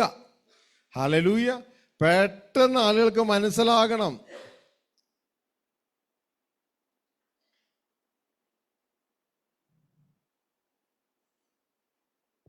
ഈ ഒരു ചിത്രം നിങ്ങൾ വന്നപ്പോൾ കണ്ടായിരുന്നോ? ഇതാണ് പലകയിൽ തെളിവായി എഴുതിയിരിക്കുക. ഓടിച്ചു വായിക്കാൻ തക്കവണ്ണം തെളിവായി എഴുതിയിരിക്കുകയാണ്. താഴെ ഭൂമിയിൽ ഒരു കുടുംബം, അതാണ് നമ്മളുടെ ഭൗതിക കുടുംബം. നമ്മളുടെ ശരീരം മരിച്ചു പോയിക്കൊണ്ടിരിക്കുന്ന, ദ്രവിച്ചു പോയിക്കൊണ്ടിരിക്കുന്ന ശരീരമുള്ള നമ്മളിന്ന് ജീവിക്കേണ്ട, പ്രവർത്തിക്കേണ്ട സ്ഥലമാണിത്.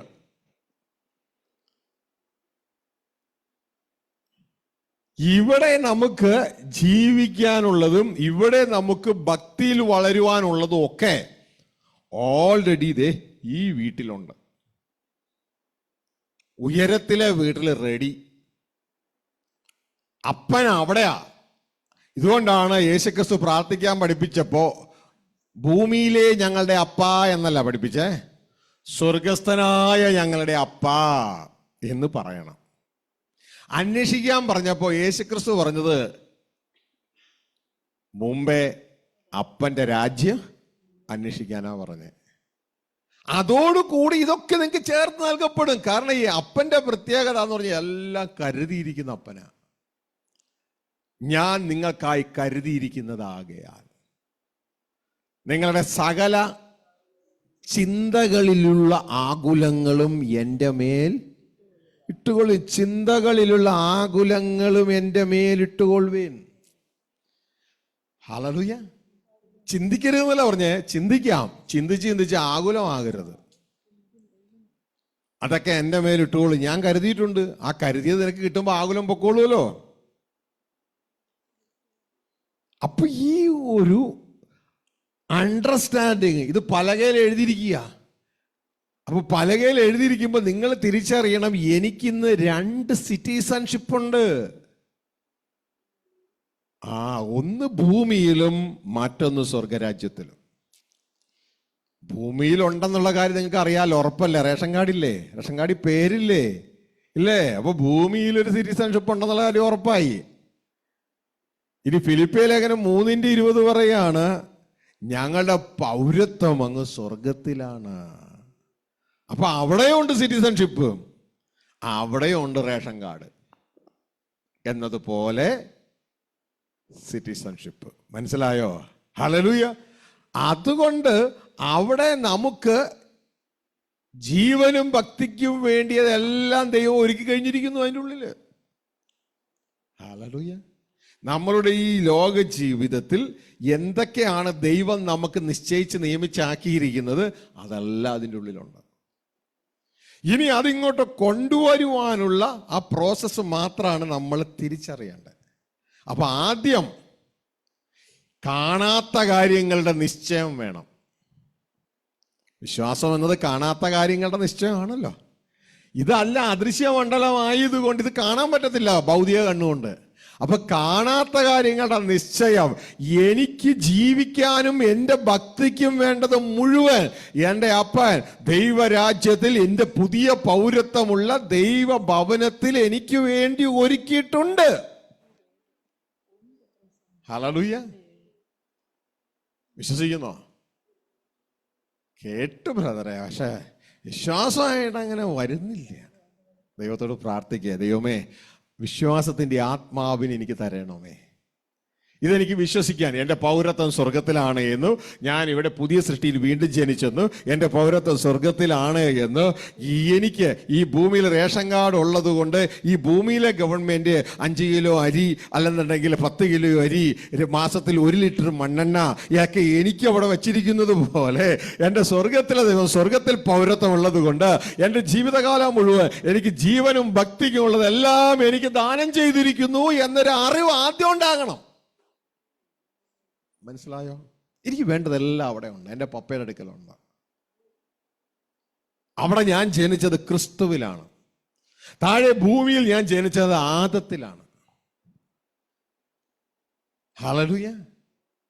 താഴെ ഭൂമിയിൽ ജനിച്ച ആദത്തിലും സ്വർഗത്തിൽ ജനിച്ചത് ക്രിസ്തുവിലുമാണ്. താഴെ ഭൂമിയിൽ ജനിച്ചത് ഞാൻ മനുഷ്യന്റെ വംശമാണ്, സ്വർഗത്തിൽ ക്രിസ്തുവിൽ ജനിച്ചത് ദൈവത്തിന്റെ വംശമാണ്. ഇതുകൊണ്ടാണ് ദൈവത്തിന്റെ വചനം പറയുന്നത്, ഈ സ്വർഗത്തിൽ ഈ ഭൂമിയിൽ എനിക്ക് എല്ലാം കഴിയത്തൊന്നുമില്ല, പക്ഷെ സ്വർഗത്തിലെ പൗരത്വത്തിലേക്ക് വരുമ്പോൾ ദൈവത്തിന്റെ വചനം പറയുന്നു, I can do all things in Christ which strengtheneth me. ഫിലിപ്പിയ ലേഖനം 4:13 ഞാൻ ചിന്തിക്കുന്നു, അവിടെ മലയാളത്തിൽ എഴുതിയിരിക്കുന്നത് എന്നെ ശക്തനാക്കുന്നവൻ മുഖാന്തരം ഞാൻ സകലത്തിലും മതിയായതാ. ആ ഫ്രേസ് ശരിയല്ല. ഹല്ലേലൂയ. കാരണം അതിന്റെ ബ്യൂട്ടി മൊത്തം കൊടുത്തിട്ടില്ല അതിൽ. അതായത് അവിടെ ഇങ്ങനെയാണ് ESV എന്ന ബൈബിളിൽ പറയുന്നത്, I can do all things in Christ. In Christ. താഴെ ഞാൻ ഇൻ ക്രൈസ്റ്റിലല്ല, ഞാൻ ഇൻ ആദമാണ്. എൻ്റെ ആദ്യ ഭൂമിയിലെ പൗരത്വത്തിൽ ഞാൻ ഇന്ന ആദത്തിലാണ്, മരിച്ചു പോകുന്ന പൗരത്വം. എന്നാൽ സ്വർഗത്തിലെ പൗരത്വത്തിൽ ഞാൻ ക്രിസ്തുവിലാണ്, ഇൻ ക്രൈസ്റ്റ് ആണ്. ആ ക്രിസ്തുവിൽ എന്നെ എപ്പോഴും ജയോത്സവമായി നടത്തുന്ന ദൈവം എവിടെ? ആദത്തിലല്ല, ക്രിസ്തുവിൽ. ഈ ഒരു തിരിച്ചറിവ് നമുക്കുണ്ടാകണം. ആ സ്വർഗീയ പൗരത്വം നമ്മൾ എനേബിൾ ചെയ്യണം. ഞാൻ ഒരിക്കൽ ഗൾഫിൽ നിന്ന് ലുധിയാനയിൽ ഇറങ്ങി. അവിടെ ഒരു മീറ്റിംഗ് ഉണ്ടായിരുന്നു. അപ്പോൾ ലുധിയാന എയർപോർട്ടാണെന്ന് തോന്നുന്നു. ആ എയർപോർട്ടിൽ ഞങ്ങളിങ്ങനെ ഇമിഗ്രേഷൻ കൗണ്ടറിൽ നിൽക്കുക. ഇമിഗ്രേഷൻ കൗണ്ടറിൽ നിൽക്കുമ്പോൾ എൻ്റെ മുമ്പിൽ ഒരു പട്ടാളക്കാരനാണ്, പട്ടാള വേഷം. അപ്പോൾ അദ്ദേഹം എവിടെ യാത്ര പോയിട്ട് വരിക. അപ്പോൾ ആ ഇമിഗ്രേഷൻ ഓഫീസർ ഇദ്ദേഹം പാസ്പോർട്ട് കൊടുത്തപ്പോൾ ആ പാസ്പോർട്ട് ഇങ്ങനെ എടുത്തിട്ട് ഒറ്റ ഇറങ്ങി കൊടുത്തു. ഈ പട്ടാളക്കാരൻ റൈസായി. You know who am I? I am a citizen of India. How dare you to throw my passport? I am a citizen of India. അത് ആ പാസ്പോർട്ടിന്റെ വാല്യൂ ആണ് അദ്ദേഹം പറഞ്ഞത്. ആ പാസ്പോർട്ടിന്റെ വാല്യൂ, ഞാൻ ഇന്ത്യൻ പൗരനാണ്, ഇന്ത്യൻ റൈറ്റ്സ് ഉണ്ടോ. നീ പാസ്പോർട്ട് അറിഞ്ഞപ്പോ നീ രാജ്യത്തെ അപമാനിക്കുകയായിരുന്നു. ആരെ? Immigration officer. അത് ഞെട്ടിപ്പോയി. മോനെ, നീ ഏത് പൗരനാന്നറിയോ? ഹെവൻലി സിറ്റിസണാ. നിന്റെ മുമ്പിൽ പിശാച് വിറയ്ക്കും. ആദ്യം ആ സിറ്റിസൺഷിപ്പ് നീ തിരിച്ചറിയണം. ഹല്ലേലൂയ. പൗരത്വത്തിന് വലിയ പ്രത്യേകതയുണ്ട്. ഇവൻ പൗലോസ് റോമ പൗരനാന്ന് അറിഞ്ഞപ്പോ പൗലോസിനെതിരെ നിന്ന ഭരണാധികാരികൾ പേടിച്ചു. ഇത് ഇന്ത്യൻ പൗരനല്ല, റോമ പൗരനല്ല, നീ ഹെവൻലി പൗരനാ, ദൈവരാജ്യത്തിന്റെ പൗരനാ. നീ തിരിച്ചറിഞ്ഞോളണം. നിനക്ക് വേണ്ടി നിന്റെ അപ്പൻ കരുതിയിരിക്കുന്ന അവിടെ, നിനക്ക് വേണ്ടി അതിന്റെ അപ്പൻ അവിടെ കരുതിയിരിക്കുന്നത്. ഹല്ലേലൂയ. ഈ ഒരു തിരിച്ചറിവ് നമ്മുടെ ജീവിതത്തിൽ വേണം. ദൈവം നമുക്ക് വേണ്ടി കരുതിയിരിക്കുന്നു, ദൈവം നമുക്ക് വേണ്ടി ഒരുക്കിയിരിക്കുക. അത് ആദത്തിലല്ലെന്ന് മനസ്സിലാക്കണം. ആദത്തിലാണ് നമ്മൾ വീണുപോയത്. മൃഗത്തിന്റെ ജീവിത ശൈലിയൊക്കെ എടുത്ത് ജീവിക്കാൻ നോക്കണേ. എല്ലാം കാഴ്ചയാല്. മനോരമ നോക്കിയായിരുന്ന? ഇല്ല. അയ്യോ, മനോരമ വന്നിട്ടുണ്ട്. ആണോ? അതിനു മുമ്പ് എല്ലാം വന്നൊരു പുസ്തകം വേറെ ഇരിക്കുന്നുണ്ട്. വ്യക്തതയോടെ മനസ്സിലാക്കുക. മനോരമയിലും മാതൃഭൂമിയിലും മറ്റു വാരുന്ന വാക്യങ്ങൾ അത് കാഴ്ചയാൽ ഉള്ള കാര്യങ്ങൾ ബുദ്ധിയോട് ഉപയോഗിക്കേണ്ടതാ. പക്ഷെ അതിൽ ആശ്രയിച്ചല്ല ജീവിക്കേണ്ടേ. ഹല്ലേലൂയ.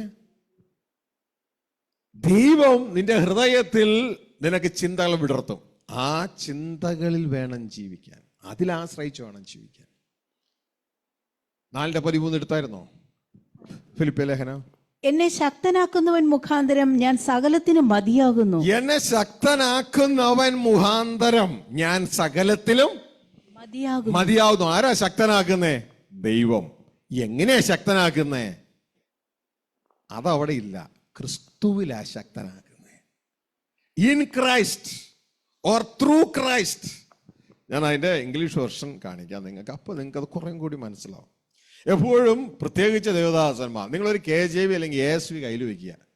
ബാക്കിയുള്ള ഓൾമോസ്റ്റ് എല്ലാം ഡൈലൂട്ടഡ് സാധനമാണ്. അതായത് ഈ വെള്ളം ചേർത്ത പാലെന്ന് പറഞ്ഞതില്ലേ, പാലും വെള്ളം, അതേപോലെയാണ് ബാക്കിയുള്ള ഓൾമോസ്റ്റ് എല്ലാം. ഇത് രണ്ടെണ്ണവും ഒരുവിധം റൈറ്റായിട്ട് കാര്യങ്ങൾ എക്സ്പ്ലെയിൻ ചെയ്തു തരും. അതായത് വലിയ ട്രാൻസ്ലേഷൻ മിസ്റ്റേക്കുകളൊന്നുമില്ല. മറ്റത് മനുഷ്യന്റെ ഐഡിയ ഒക്കെ വെച്ചിട്ട് കാച്ചി വെക്കുക എളുപ്പത്തിന് വേണ്ടി. ഹല്ലേലൂയ. അവിടെയാണ് പിശാചി കയറി പിടിച്ച് ട്രാൻസ്ലേഷൻ മിസ്റ്റേക്കുകളിലൂടെ ഇതാ ക്രിസ്തീയ സമൂഹത്തെ ഉണ്ടാക്കി വെച്ചിരിക്കുന്നത്. അതൊന്നും നമ്മൾ ശ്രദ്ധിക്കുക. ഓ ലോർഡ്, ഐ ലവ് യു.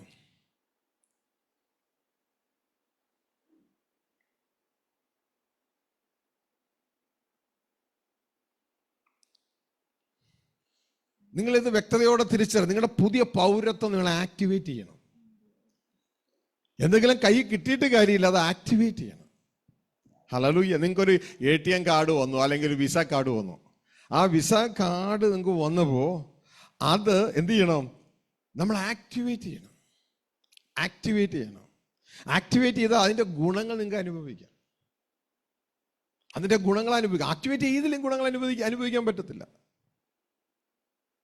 ഇതാ നിങ്ങൾക്ക് പലർക്കും ചിലപ്പോൾ വിസ കാർഡ് ഉണ്ടാകാം, മാസ്റ്റർ കാർഡ് ഉണ്ടാകാം. നിങ്ങൾക്ക് അത് ചിലർ ശ്രദ്ധിച്ചു കഴിഞ്ഞാൽ, അതാ പ്രത്യേകിച്ച് ട്രാവൽ ചെയ്യുന്ന നിങ്ങൾക്ക് ശ്രദ്ധിച്ചു കഴിഞ്ഞാൽ അറിയാം, നിങ്ങളുടെ പല കാർഡുകൾ, സാധാ കാർഡുകളുണ്ട്.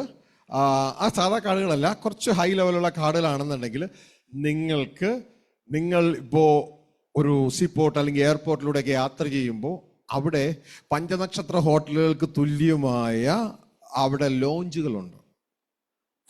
ഏത് ഫുഡ് വേണമെങ്കിലും കഴിക്കാം, ഏത് രീതിയിലും എല്ലാം കഴിക്കാം. അപ്പോൾ നിങ്ങൾ എയർപോർട്ടിലേക്ക് കയറുമ്പോൾ, പണ്ടൊന്നും എനിക്കിത് അറിയത്തില്ലായിരുന്നു. അപ്പോൾ എൻ്റെ കയ്യിലുള്ള കാർഡിന് ഇതിൻ്റെ ഫെസിലിറ്റി ഉണ്ട്. അപ്പോൾ ഞാനിത് അറിയാതെ പോവുമായിരുന്നു. പക്ഷെ ഒരിക്കൽ ആരോ പറഞ്ഞ് ഈ കാർഡുണ്ടെങ്കിൽ നമുക്ക് അവിടെ ആ ലോഞ്ചിൽ കയറി വിശ്രമിക്കുകയും നമുക്ക് ഭക്ഷണം കഴിക്കുകയും ചെയ്യാം.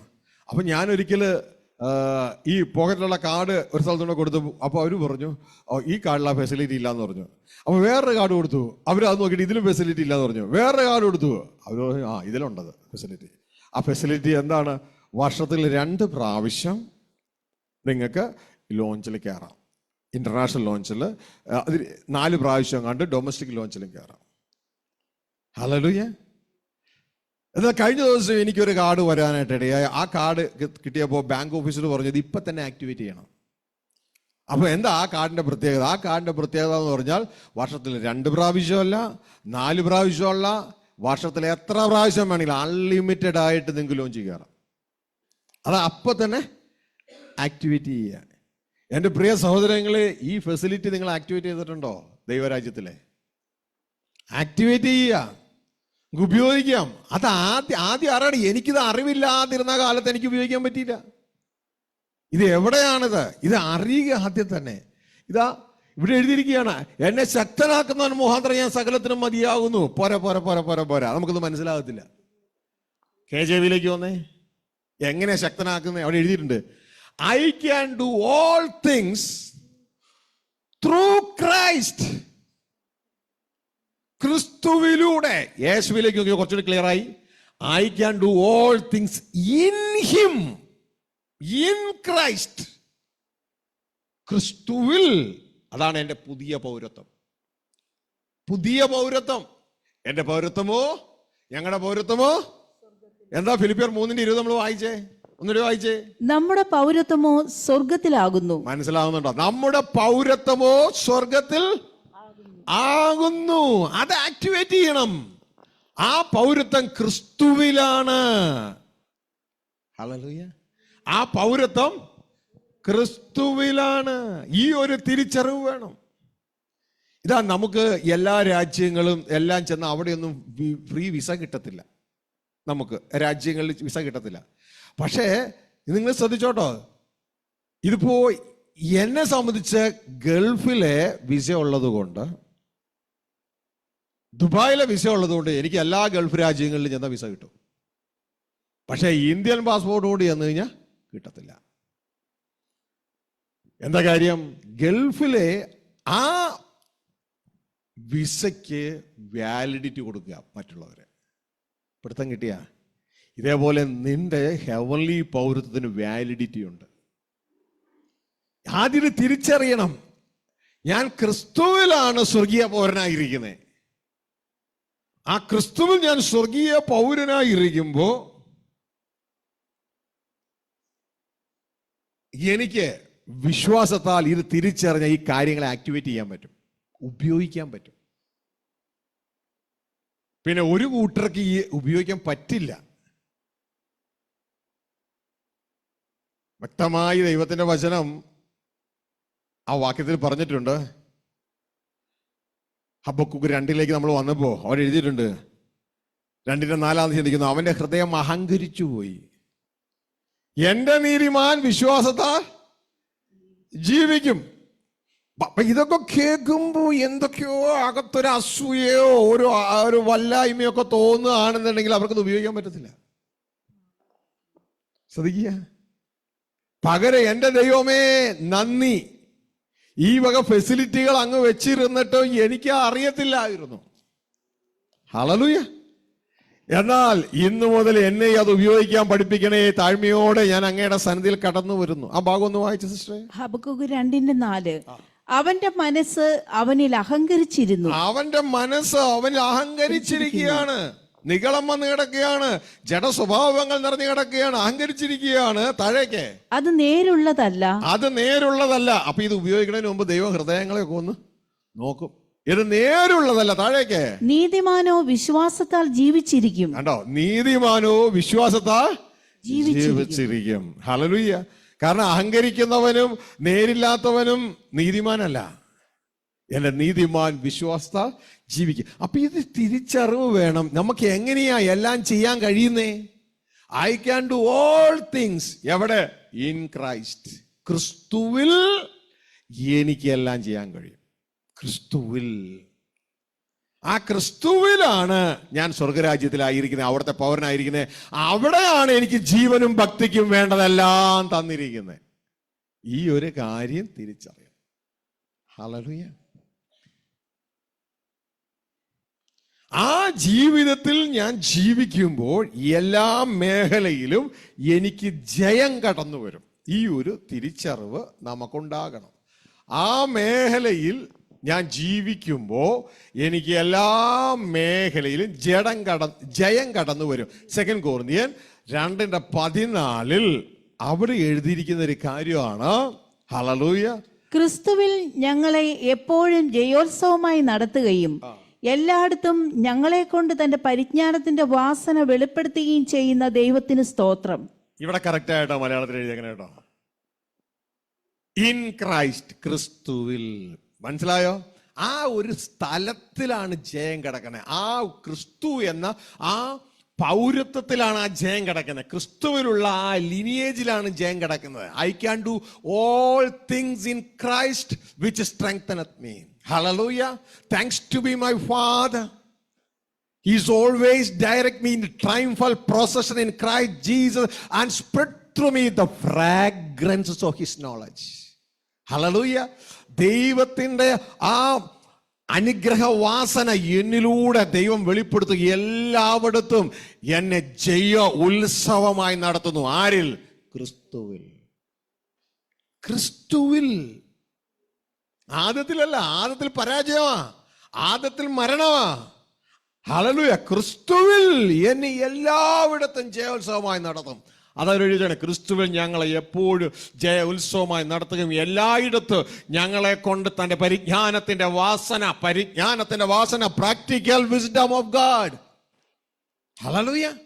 ചുമ്മാ വാ കൊണ്ടെടുത്ത വായ്ത്താളം അല്ല ഇത്, പ്രാക്ടിക്കലാണ്. Practical wisdom of God. പരിജ്ഞാനം എന്ന് പറഞ്ഞാൽ വേർഡ് ഇൻ ആക്ഷൻ. ഹല്ലേലൂയ. വചനം പ്രവൃത്തിയിൽ, അവിടെയാണ് ഒരു ജീവിതത്തിലെ സമൃദ്ധി കടന്നു വരുന്നത്.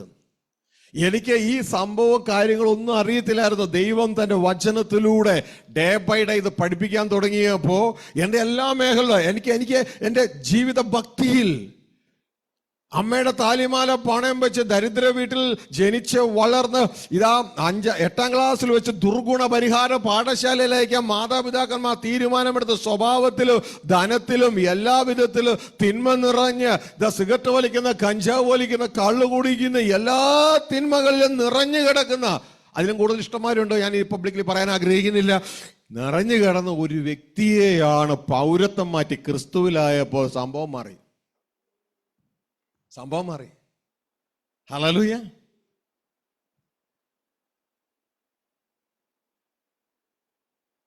ആത്മമണ്ഡലത്തിൽ ഭക്തിക്ക് വേണ്ടതെല്ലാം തന്നിരിക്കുക. അതിൽ നമ്മൾ ക്രിസ്തുവിന്റെ തലയോളം വളരുവാൻ ദൈവം നമ്മളെ സഹായിക്കുന്നു. എന്നാൽ ജീവിക്കാൻ വേണ്ടതെല്ലാം തന്നിരിക്കുക. എനിക്കിതൊന്നും ഉണ്ടായിരുന്നില്ല. ഞാൻ ആളുകളുടെ മുമ്പിൽ കൈനീട്ടി നടക്കുന്ന ഒരു അവസ്ഥയായിരുന്നു. ബന്ധുക്കളുടെ മുമ്പിലൊക്കെ ഒരു ചെറിയ കട തുടങ്ങാൻ, എറണാകുളത്ത് ഒരു കട തുടങ്ങാൻ ഞാൻ കുറെ ആഗ്രഹിച്ചു.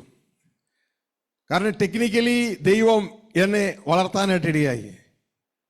ടെക്നിക്കലി എനിക്ക് വലിയ താല്പര്യമാണ്. പുതിയ കാര്യങ്ങൾ കണ്ടുപിടിക്കുക, പുതിയ കാര്യങ്ങൾ മൂവ് ചെയ്യുക, ഇതൊക്കെ വലിയ താല്പര്യമാണ്. പക്ഷേ ഫണ്ട് മുടക്കാൻ എൻ്റെ മാതാപിതാക്കന്മാരെല്ലാം ഫണ്ടില്ല. വീട് കടമാണ്, മഴ പെയ്താ വെള്ളം കയറുന്ന വീട്, പട്ടിക ചരിഞ്ഞ വീട്, ഓടിട്ട വീട്, മൂവ് ചെയ്യാൻ നിവൃത്തിയില്ല. ഇതിന്റെ ഇടയിലാണ് ഹിന്ദു സഹോദരനിലൂടെ യേശുക്രിസ്തുവിനെ കുറിച്ചുള്ള സുവിശേഷം അറിയുവാനും, തുടർന്ന് വിശുദ്ധ ബൈബിളിൽ യേശു 3.5 വർഷം പ്രസംഗിച്ച സുവിശേഷം അറിയാനും സ്വർഗത്തിൽ എന്നെ സഹായിച്ചപ്പോൾ എൻ്റെ പൗരത്വം സ്വർഗത്തിലാണ് എന്നും അവിടെ എൻ്റെ അപ്പൻ എനിക്ക് വേണ്ടതെല്ലാം കരുതിയിട്ടുണ്ട് എന്നും, അതുകൊണ്ട് ഈ ഭൂമിയിലെ സാഹചര്യങ്ങൾ കണ്ട് പേടിക്കണ്ട എന്നും, ഏത് സാഹചര്യത്തിന് മുമ്പിൽ സാഹചര്യത്തെ നോക്കി എന്നെ കരുതുന്ന ഒരു അപ്പനുണ്ട് എന്ന് നേരിട്ട് ആ സാഹചര്യത്തോട് വിളിച്ചു പറയാൻ നമുക്ക് കഴിയുന്നുവെങ്കിൽ, ഇവിടെ അകത്ത് ഒരുങ്ങിയിരിക്കുന്ന, നമുക്ക് വേണ്ടി ഒരുക്കിയിരിക്കുന്ന കാര്യങ്ങൾ ഉടനെ അവിടുന്ന് ദൂതന്മാർ ഭൂമിയിലേക്ക് എത്തിക്കുമെന്നുള്ള തിരിച്ചറിവ് ഞാൻ മനസ്സിലാക്കിയപ്പോൾ ഏത് സാഹചര്യത്തിന്റെ മുമ്പിൽ ഞാൻ വിളിച്ചു പറയൂ, എന്നെ കരുതുന്ന ഒരു അപ്പനുണ്ട്, ഈ സാഹചര്യത്തിൽ എന്നെ കരുതുന്ന ഒരു അപ്പനുണ്ട്. വലിയ വലിയ പ്രശ്നങ്ങൾ എന്നെ തേടി വന്നു, ഞാൻ അറിയാതെ ഇരിക്കുമ്പോൾ എന്നെ കടമൊഴുക്കി ഒഴുകുന്ന പ്രശ്നങ്ങൾ എൻ്റെ മുമ്പിൽ തേടി വന്നു. ആ സമയം എൻ്റെ അപ്പൻ എന്നെ താങ്ങി. ആ താങ്ങിയപ്പോഴാണ് എൻ്റെ അകത്തുനിന്ന് ഒരു പാട്ട് ജനിച്ചു. ആ പാട്ടാണ് നമ്മൾ പലപ്പോഴും പാടുന്നത്. എല്ലായിടത്തും എല്ലായ്പ്പോഴും എന്നെ കരുതുന്ന എൻ്റെ അപ്പനുണ്ട്. ജീവിതത്തിന്റെ കാണാ മറയത്ത് എന്നെ കരുതുന്ന എൻ്റെ അപ്പനുണ്ട്. ഹല്ലേലൂയ. ജീവിതത്തിന്റെ കാണാമുക്കിൽ കരുതുന്ന അപ്പൻ.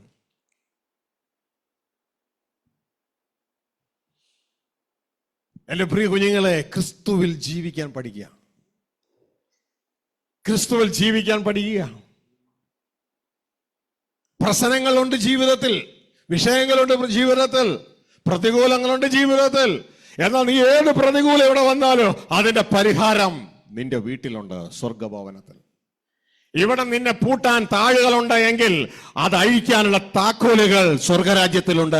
ഇതാ യേശുക്രിസ്തു പത്രോസിനോട് പറഞ്ഞത്, സ്വർഗരാജ്യത്തിന്റെ താക്കോലുകൾ ഞാൻ നിന്റെ കയ്യിൽ ഏൽപ്പിക്കുന്നു.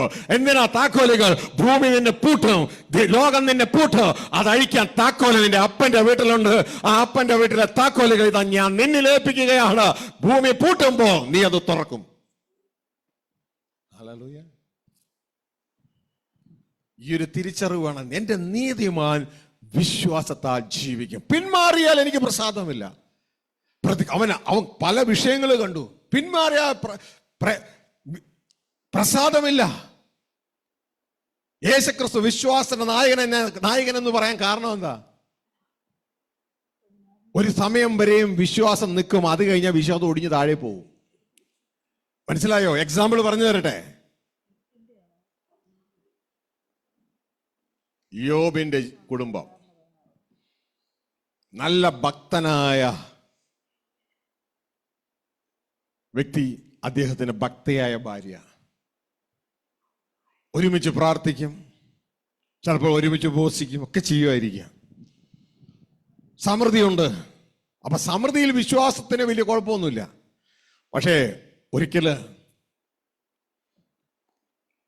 തങ്ങളുടെ സമ്പത്ത്, ഒട്ടക സമ്പത്ത് പോയി, ആട് സമ്പത്ത് പോയി, കന്നുകാലി സമ്പത്ത് പോയി. ഒരുപക്ഷെ ആ സഹോദരി പറഞ്ഞിട്ടുണ്ടാവും, ചാച്ച ഒന്നുകൊണ്ടും ഭയപ്പെടണ്ട, നമുക്ക് ഒരുമിച്ച് പ്രാർത്ഥിക്കാം. ദൈവമല്ലേ ഇതെല്ലാം തന്നത്. വിശ്വാസത്തിൽ ഉറച്ചു നിന്നു. കണ്ടോ, വിശ്വാസം നിൽക്കും. വിശ്വാസത്തിന്റെ പരിശോധനയുടെ കടുപ്പം കൂടും.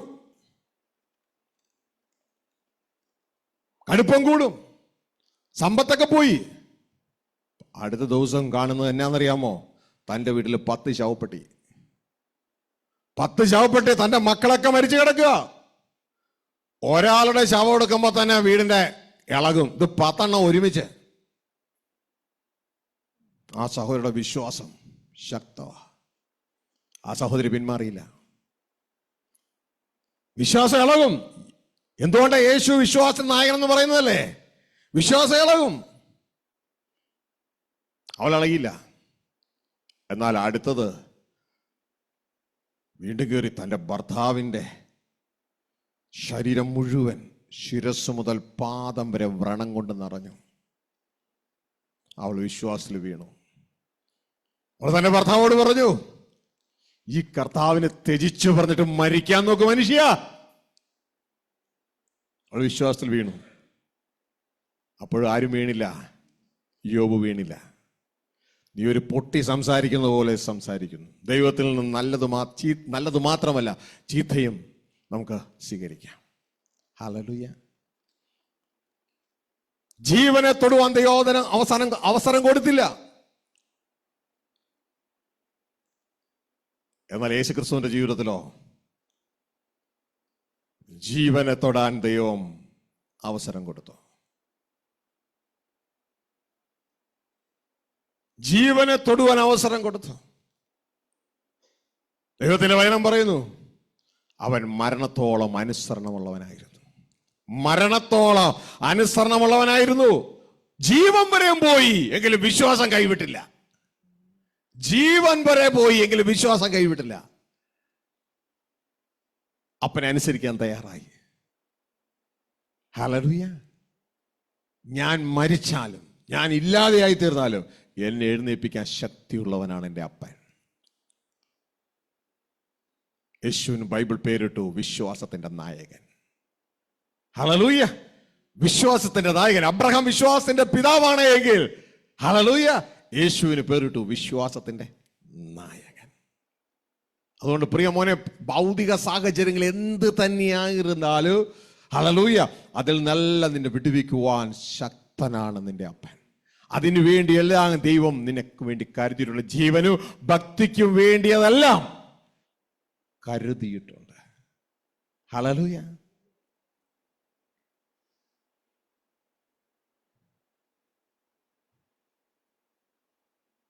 അതുകൊണ്ട് എന്ത് ചെയ്യരുത്? ഭയത്തിന്റെ വാക്കുകൾ പറഞ്ഞ് ഇവിടെ സ്റ്റെക്കാകരുത്. കാണുന്ന മണ്ഡലത്തിൽ സ്റ്റെക്കാകരുത്.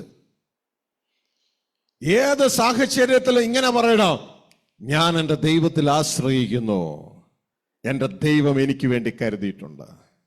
സാഹചര്യത്തെ നോക്കി പറയണം, ഞാൻ എൻ്റെ ദൈവത്തിൽ ആശ്രയിക്കുന്നു, എൻ്റെ ദൈവം എനിക്ക് വേണ്ടി കരുതിയിട്ടുണ്ട്. ഹല്ലേലൂയ. നീ അത് പറയുമ്പോൾ എന്ത് സംഭവിക്കുന്ന അറിയാമോ? ദൂതന്മാർ ഉടനെ ആത്മമണ്ഡലത്തിൽ ദൈവം കരുതിയിരിക്കുന്നത് നിനക്ക് വേണ്ടി അവിടുന്ന് ട്രാൻസ്പോർട്ടേഷൻ നടത്തും ഭൗതിക മണ്ഡലത്തിലേക്ക്.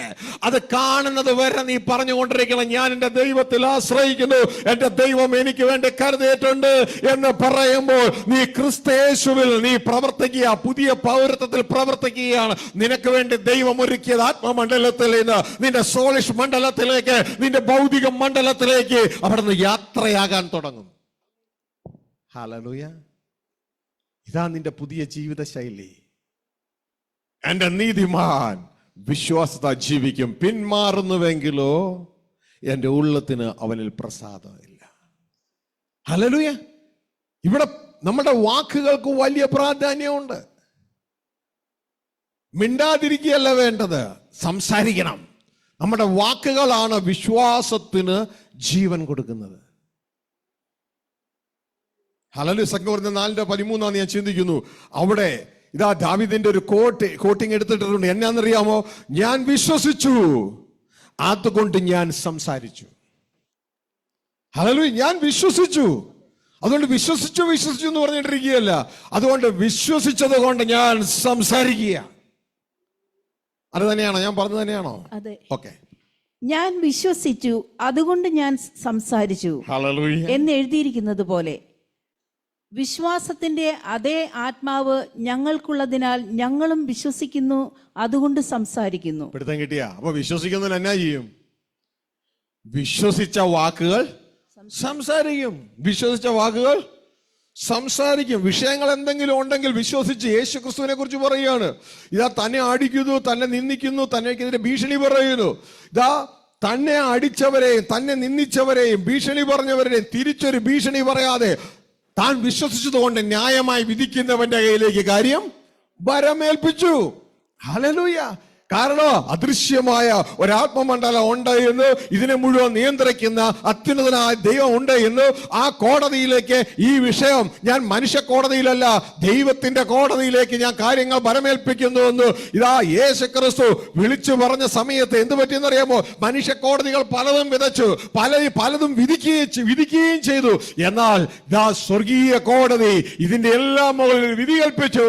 ദൈവമോ മരണഭാസങ്ങളെ അഴിച്ച് അവനെ എഴുന്നേൽപ്പിച്ചു. നീ കംപ്ലൈന്റ് കൊടുത്താൽ അതിന്റെ ഉത്തരം വരും. നീ പെറ്റീഷൻ കൊടുത്താൽ, ഹെവൻലി ഗവൺമെന്റിന് പെറ്റീഷൻ കൊടുത്താൽ അതിന്റെ ഉത്തരം വരും. ഹല്ലേലൂയ. അതുകൊണ്ട് ഇനി കാണാത്ത കാര്യങ്ങളുടെ നിശ്ചയത്തിൽ വേണം ജീവിക്കാൻ. എങ്ങനെ? യേശു ക്രിസ്തുവിലുള്ള നമ്മുടെ പുതിയ പൗരത്വം നമുക്ക് കാണാൻ വയ്യ അല്ലേ? ഇനി അതിൽ വേണം ജീവിക്കാൻ. ആ പുതിയ പൗരത്വത്തിൽ ജീവിക്കണം. ഹല്ലേലൂയ. ഹെവൻലി പൗരത്വത്തിൽ ജീവിക്കണം. ഹെവൻലി പൗരത്വത്തിൽ നീ ആരാന്നറിയോ? നീ ഒന്ന് ചിന്തിച്ചു നടന്നേ. ഞാനാ? ആരെങ്കിലും ചോദിച്ചു കഴിഞ്ഞാൽ സൂര്യനെയും ചന്ദ്രനെയും താരഗണങ്ങളെയും സർവ്വപ്രപഞ്ചത്തെ സൃഷ്ടിച്ച അപ്പന്റെ മോനാ ഞാൻ. ഓ, ഒന്ന് ചിന്തിച്ചു നോക്കിയേ. ചിന്തിക്കാൻ പറ്റുന്നുണ്ടോ? ഹല്ലേലൂയ. ആ അപ്പന്റെ മോനാ. മനസ്സിലായില്ല? Brother of Jesus Christ. മനസ്സിലായോ? മനസ്സിലായില്ലേ? യേശുവിന്റെ കൂട്ടവകാശി. മനസ്സിലായില്ലേ? യേശു എന്നെ വിളിക്കുന്ന സഹോദരനെന്നേ പുതിയ സൃഷ്ടിയിൽ. മനസ്സിലായില്ലേ? ഹല്ലേലൂയ. പിശാചുകൾ നിന്റെ 7 അയൽവക്കത്ത് വരത്തില്ല. 7 അയൽവക്കത്ത് വരത്തില്ല.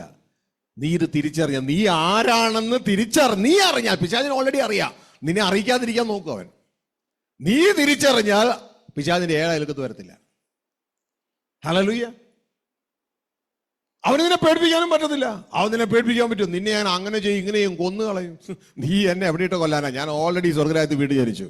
നിനക്ക് തൊടാൻ പറ്റിയത് ഈ ശരീരത്തെ മാത്രമേ ഉള്ളൂ. എൻ്റെ അപ്പം പറഞ്ഞിട്ടുണ്ട്, ശരീരത്തെ കൊല്ലുന്നവനെ ഭയപ്പെടേണ്ട, ദേഹിയെ കൂടി കൊല്ലാൻ കഴിയുന്നവനെ ഭയപ്പെട്ടാൽ മതി. ദേഹിയെ നിനക്ക് ഒന്നും ചെയ്യാൻ പറ്റത്തില്ല പിശാചേ. ഹല്ലേലൂയ. നീ ഈ ശരീരത്തെ തൊട്ടാൽ എൻ്റെ ദൈവം എനിക്ക് വേറെ ഗ്ലോറിയസ് ബോഡി ഒരുക്കിയിട്ടുണ്ട്. ഹല്ലേലൂയ. അതുവരെ ഞാൻ എൻ്റെ അപ്പനെ ഈ ഭൂമിയിൽ വെളിപ്പെടുത്തും. എൻ്റെ ക്രിസ്തു ഇവിടെ എങ്ങനെ വെളിപ്പെടുത്തി ജീവിച്ചോ അതേപോലെ ക്രിസ്തുവിൽ ഞാൻ എൻ്റെ അപ്പനെ വെളിപ്പെടുത്തും. ഈ ഒരു ജീവിത ശൈലി ആയിരിക്കും. കാഴ്ചയാൽ കുടുങ്ങി പോകരുത്. നമ്മൾ ഇന്നും കാഴ്ചയാൽ കുടുങ്ങി കിടക്കാം. ഈ താഴെയുള്ള മണ്ഡലത്തിൽ കുടുങ്ങി കിടക്കാം. Oh Lord, I love you.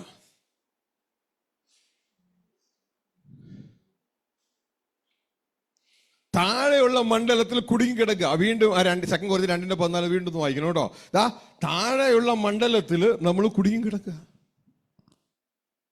ഇവിടെയാണ് കാഴ്ചയാൽ നാം ജീവിച്ചത്. മൃഗത്തിന്റെ ജീവിതശൈലി എടുത്ത് നമ്മൾ ഉപയോഗിക്കാൻ തുടങ്ങിയത്. മനുഷ്യന്റെ ജീവിതശൈലി അതൊന്നുമല്ല. മനുഷ്യന്റെ ജീവിതശൈലി, ദൈവം സൃഷ്ടിച്ച മനുഷ്യന്റെ ജീവിതശൈലി ദർശനത്താൽ ജീവിക്കുന്നതാണ്, കാഴ്ചയാലല്ല. എന്നാൽ ദൈവപുത്രന്റെ ജീവിതശൈലി ദർശനത്താലും അല്ല, ആത്മാവിനല്ല. 3 ജീവിതശൈലികളാണ്. ഹല്ലേലൂയ. മറ്റ് മൃഗങ്ങൾ കാഴ്ചയെ ജീവിക്കുന്നു. മനുഷ്യപുത്രന്മാർ, അതായത് ദൈവം സൃഷ്ടിച്ച മനുഷ്യപുത്രന്മാർ ദർശനത്താൽ ജീവിക്കണം. അതാ കർത്താവ് പറഞ്ഞ മുമ്പേ ദൈവരാജ്യം അന്വേഷിക്കാൻ, ദർശനം വെക്കാൻ. എന്നാൽ ദൈവപുത്രന്മാർ ജീവിക്കുന്നത് ആത്മാവിനല്ല. കാറ്റ് എവിടെ നിന്ന് വരുന്നുവെന്നോ എങ്ങോട്ടേക്ക് പോകുന്നു എന്ന് അറിയാൻ പാടില്ലാത്തതുപോലെയാണ് ആത്മാവാൽ വീണ്ടും ജനിച്ചവൻ. ഹല്ലേലൂയ. അവരെ ചലിപ്പിക്കുന്നത് അവരല്ല, അവരെ ചലിപ്പിക്കുന്നത് അവരുടെ തലയായ ദൈവമാണ്, തൻ്റെ ആത്മാവിന്. അതാണ് ത്രിയേക പ്രവർത്തനം. ഇതിന്റെ പേരാണ് ലോ ഓഫ് ദ സ്പിരിറ്റ്. ഇത് തിരിച്ചറിയാൻ കഴിയാതെയാണ് നമ്മുടെ പിതാക്കന്മാർ 3-ാം നൂറ്റാണ്ട് 4-ാം നൂറ്റാണ്ടിൽ കൊണ്ടുപോയി ത്രിയേക ദൈവത്തെ ഉണ്ടാക്കി വെച്ചത്. അവരിതെല്ലാം കൂടി സമന്വയിപ്പിക്കാൻ നോക്കിയതാ. പക്ഷെ ഫിറ്റിംഗ് മാറിപ്പോയി. പുത്രനിൽ ഫിറ്റ് ചെയ്തുകൊണ്ട് പിതാവിൽ കൊണ്ട് ഫിറ്റ് ചെയ്തു. ബോൾട്ട് മാറിപ്പോയി. അത് പിശാച് മുതലെടുക്കുകയും ചെയ്തു. ഹല്ലേലൂയ. ഈ ഒരു തിരിച്ചറിവ് നമുക്ക് വേണം. ഇവിടെ നിന്ന് കൊണ്ട് അവസാനിക്കരുത്. ഇവിടെ നമുക്ക് മുഴുവൻ ജയമാണെന്നേ. ഇവിടുത്തെ പരാജയങ്ങളൊക്കെ നമ്മുടെ വമ്പൻ ജയമാ. ഇവിടെ നമുക്ക് നോർമൽ ജയങ്ങളുണ്ട്, എന്നാൽ ഇവിടുത്തെ പരാജയങ്ങളൊക്കെ വമ്പൻ ജയമാ. വായിച്ച ഒന്നും കൂടെ 2 Corinthians 2:14 അല്ലേ? ക്രിസ്തുവിൽ ഞങ്ങളെ എപ്പോഴും ജയോത്സവമായി നടത്തുകയും. എങ്ങനെ ഇടയ്ക്കിടയ്ക്കല്ല, എപ്പോഴും ജയോത്സവ. ക്രിസ്തുവിലായിരിക്കണം, ആഴത്തിലാകരുത്, ക്രിസ്തുവിലാകണം. എപ്പോഴും ജയ ഉത്സവമായി നടത്തുന്നു. അപ്പൊ ഒരു ഉത്സവം തന്നെയാ അത്. എപ്പോഴും ജയ ഉത്സവമായി നടത്തുന്നു. എപ്പോഴും പറഞ്ഞ, എപ്പോഴും ജയ ഉത്സവം, എപ്പോഴും ജയ ഉത്സവം. എവിടെ? ക്രിസ്തുവിലാണ് എപ്പോഴും ജയ ഉത്സവം, ആദത്തിലല്ല. അതുകൊണ്ട് ആദത്തിൽ കിടന്നുകൊണ്ട് പ്രവർത്തിച്ചിട്ട് കരയരുത്. ആദത്തിൽ കിടന്ന് പ്രവർത്തിച്ചിട്ട് കരയരുത്. ക്രിസ്തുവിലാണോ, പുതിയ പൗരത്വത്തിലാണോ, എപ്പോഴും ജയ ഉത്സവം. ഹല്ലേലൂയ. ജയ ഉത്സവം മാത്രമല്ല, നിങ്ങൾ എവിടെ നിന്നാലും കാണേണ്ടവൻ കണ്ടാൽ നിങ്ങളിലൂടെ ദൈവത്തെ കാണാൻ പറ്റും. കാണേണ്ടവൻ കണ്ടാൽ നിങ്ങളുടെ ദൈവത്തെ കാണാൻ പറ്റും. ശിഷ്യന്മാർ യേശുവിന്റെ ചുറ്റും നിന്നു. അന്ന് ഇവർക്ക് ആത്മാവ് വീണ്ടും ജനിച്ചിട്ടില്ല. അവർക്ക് യേശുവിൽ പിതാവിനൊന്നും കാണാൻ പറ്റിയില്ല. അവർ പറഞ്ഞു, ഞങ്ങൾക്ക് പിതാവിനെ കാണിച്ചതാ. യേശു പറയുന്നത്, എന്നെ കാണുന്ന പിതാവിനെ കണ്ടെന്നേ. അവർക്ക് കാണാൻ പറ്റണ്ടേ? പക്ഷെ കാണേണ്ടവൻ കണ്ടാൽ, ഇത് തിരിച്ചറിഞ്ഞുകൊണ്ട് ഒരു ആത്മീയൻ യേശുവിനെ കണ്ടാൽ യേശുവിൽ പിതാവിനെ കാണാൻ പറ്റും. ഹല്ലേലൂയ. പൗലോസ് പറയുന്നത്, ഞാനല്ല, ക്രിസ്തു എന്നിൽ ജീവിക്കുന്നു. പക്ഷെ ചുറ്റുമുള്ളവർക്ക് എവിടെ കാണാൻ? അവര് പൗലോസിനെ വീണ്ടും കാണുന്നേ. പക്ഷെ കാണേണ്ട രീതിയിൽ പൗലോസിനെ കണ്ടാൽ ക്രിസ്തു പൗലോസിനോട് ജീവിക്കുന്നത് കാണാം. ഹല്ലേലൂയ. കാരണം ഈ ലോകത്ത് മനുഷ്യർ കണ്ടിട്ടില്ലാത്തതും കേട്ടിട്ടില്ലാത്തതുമായ കാര്യങ്ങളാണ് പൗലോസിന്റെ വെളിയിലേക്കും കയറി വരുന്നത്. ഒരു പുസ്തകത്തിലില്ലാത്ത കാര്യങ്ങളാണ് കയറി വരുന്നത്. ഒരുവൻ ക്രിസ്തുവിലായാൽ അവൻ പുതിയ സൃഷ്ടിയായി. അവിടെ ഏത് പുസ്തകത്തിലുണ്ട്? ഹല്ലേലൂയ. ഇതാ യേശുക്രിസ്തുവിനെ കുറിച്ച് വിശുദ്ധ പൗലോസ് പറയുന്നത്, ഞാനിത് മനുഷ്യരിൽ നിന്ന് പ്രാപിച്ചിട്ടില്ല, ക്രിസ്തുവിന്റെ വെളിപ്പാടിനാൽ അത്ര ഇതെല്ലാം പ്രാപിച്ചത്. ഹല്ലേലൂയ. ഇനി അവിടെ താഴേക്ക് എഴുതിയിരിക്കുക. അതുകൊണ്ട് എന്ത് സംഭവിക്കുന്നു? എവിടെ നിന്നാലും ദൈവത്തിന്റെ ഈ പരിജ്ഞാനം ഞങ്ങളിലൂടെ അങ്ങ് വിടരപ്പെടും. ഞങ്ങളിത് ശ്രദ്ധിച്ചു നോക്കിയാൽ ദൈവത്തെ കാണാം. ക്രിസ്തയേശുവിൽ എല്ലായിടത്തും ഇപ്പോഴും ഞങ്ങൾ ജയോത്സവമായി നടത്തുകയും ഞങ്ങളിലൂടെ തന്റെ പരിജ്ഞാനത്തിന്റെ വാസന വീശുകയും ചെയ്യുക. പരിജ്ഞാനം, ഞങ്ങൾ എവിടെ നിന്നാലും ദൈവം ഞങ്ങളിലൂടെ അങ്ങ് വെളിപ്പെടാൻ തുടങ്ങും. പരിജ്ഞാനമായി ദൈവിക വെളിപ്പാടുകൾ ഞങ്ങളിലൂടെ വിടരപ്പെടും. ഇതാണ് ത്രിയേക പ്രവർത്തനത്തിന്റെ ഗുണം. താഴേക്ക് വായിച്ച് തുടക്കം മുതൽ വായിച്ചു. ക്രിസ്തുവിൽ ഞങ്ങളെ എപ്പോഴും ജയോത്സവമായി നടത്തുകയും എല്ലായിടത്തും ഞങ്ങളെ കൊണ്ട് തന്റെ പരിജ്ഞാനത്തിന്റെ വാസന വെളിപ്പെടുത്തുകയും ചെയ്യുന്ന. എല്ലായിടത്തും ഞങ്ങൾ എവിടെ നിന്നാലും അത് ജനത്തിനൊരു അനുഗ്രഹമാണ്. ദൈവം ഞങ്ങളുടെ അങ്ങ് വെളിപ്പെടുകയാ. ദൈവത്തിന്റെ പരിജ്ഞാനത്തിന്റെ വാസന ഞങ്ങളിലൂടെ അങ്ങ് വീശുകയാണ്. കാരണം പൗലോസ് പറയുന്നു, ജീവിക്കുന്നത് ഞാനല്ല, ക്രിസ്തു എന്നിലൂടെ ജീവിക്കുന്നു. ഇതാ ഒരു ദൈവ പൈതൽ, ഇതാണൊരു ദൈവത്തിന്റെ മകൻ. ഇതാ ക്രിസ്തു പറഞ്ഞേ, ജീവിക്കുന്നത് ഞാനല്ല, പിതാവ് എന്നിൽ വസിച്ച് എന്നിലൂടെ ജീവിക്കുന്നു. ഹല്ലേലൂയ. ഈ ഒരു തിരിച്ചറിവ് നമുക്ക് ഉണ്ടാകണം നമ്മുടെ ജീവിതത്തിൽ. ഞാൻ വിശ്വസിച്ചു, അതുകൊണ്ട് ഞാൻ എന്ത് ചെയ്തു? ഞാൻ സംസാരിച്ചു. എൻ്റെ സാഹചര്യങ്ങളോട് ഞാൻ സംസാരിക്കുകയാണ്. ഹല്ലേലൂയ. എൻ്റെ സാഹചര്യങ്ങളോട് സംസാരിക്കുകയാണ്. ഇതാ എൻ്റെ സാമ്പത്തിക അവസ്ഥയോട് ഞാൻ സംസാരിക്കുകയാണ്. ഒന്നുമില്ലാത്ത അവസ്ഥയോട് ഞാൻ സംസാരിക്കുകയാണ്. ഹല്ലേലൂയ. ഈ സമയത്തൊക്കെ ദൈവം പല രീതിയിലും പല ഭാഗങ്ങളിലും കൊണ്ടുവരും.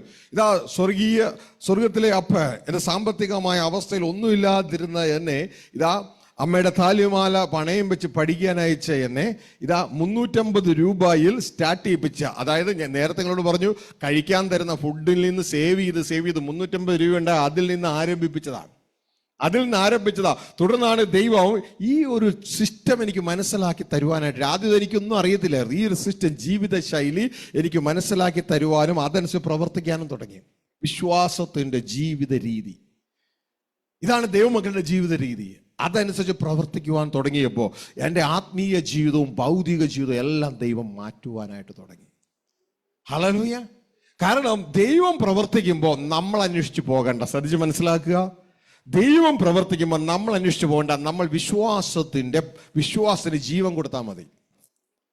വിശ്വാസത്തിന് ജീവൻ കൊടുത്താൽ മതി. കാര്യങ്ങൾ നമ്മുടെ പുറകെ വരും. ഇതാ ദൈവത്തിന്റെ വചന സദൃശ്യ സങ്കീർത്തനം 23 പറയുന്നത്, നന്മയും കരുണയും നിന്റെ ആയുഷ്കാലം നീ അതിനെ തേടി ഓടുന്നല്ല, നന്മയും കരുണയും നിന്റെ ആയുഷ്കാലമൊക്കെയും നിന്നെ പിന്തുടരും. മനസ്സിലാകുന്നുണ്ടോ? നിന്നെ പിന്തുടരാനായിട്ട് ഇടയാകും.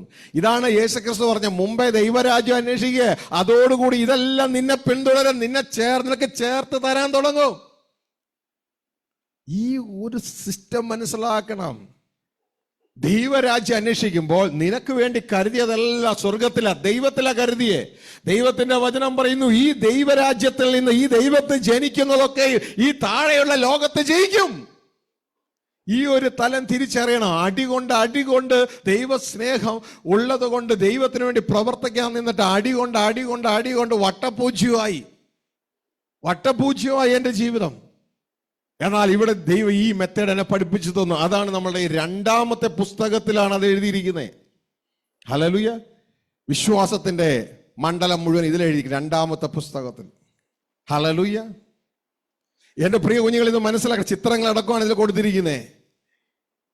ഇതാ ഇതിന്റെ ടൈറ്റിൽ എന്നറിയാമോ? ജയിക്കാനായി വീണ്ടും ജനിച്ചവർ. എവിടെയാ വീണ്ടും ജനിച്ചത്? ആദത്തിലോ ക്രിസ്തുവിലോ? ക്രിസ്തുവിൽ.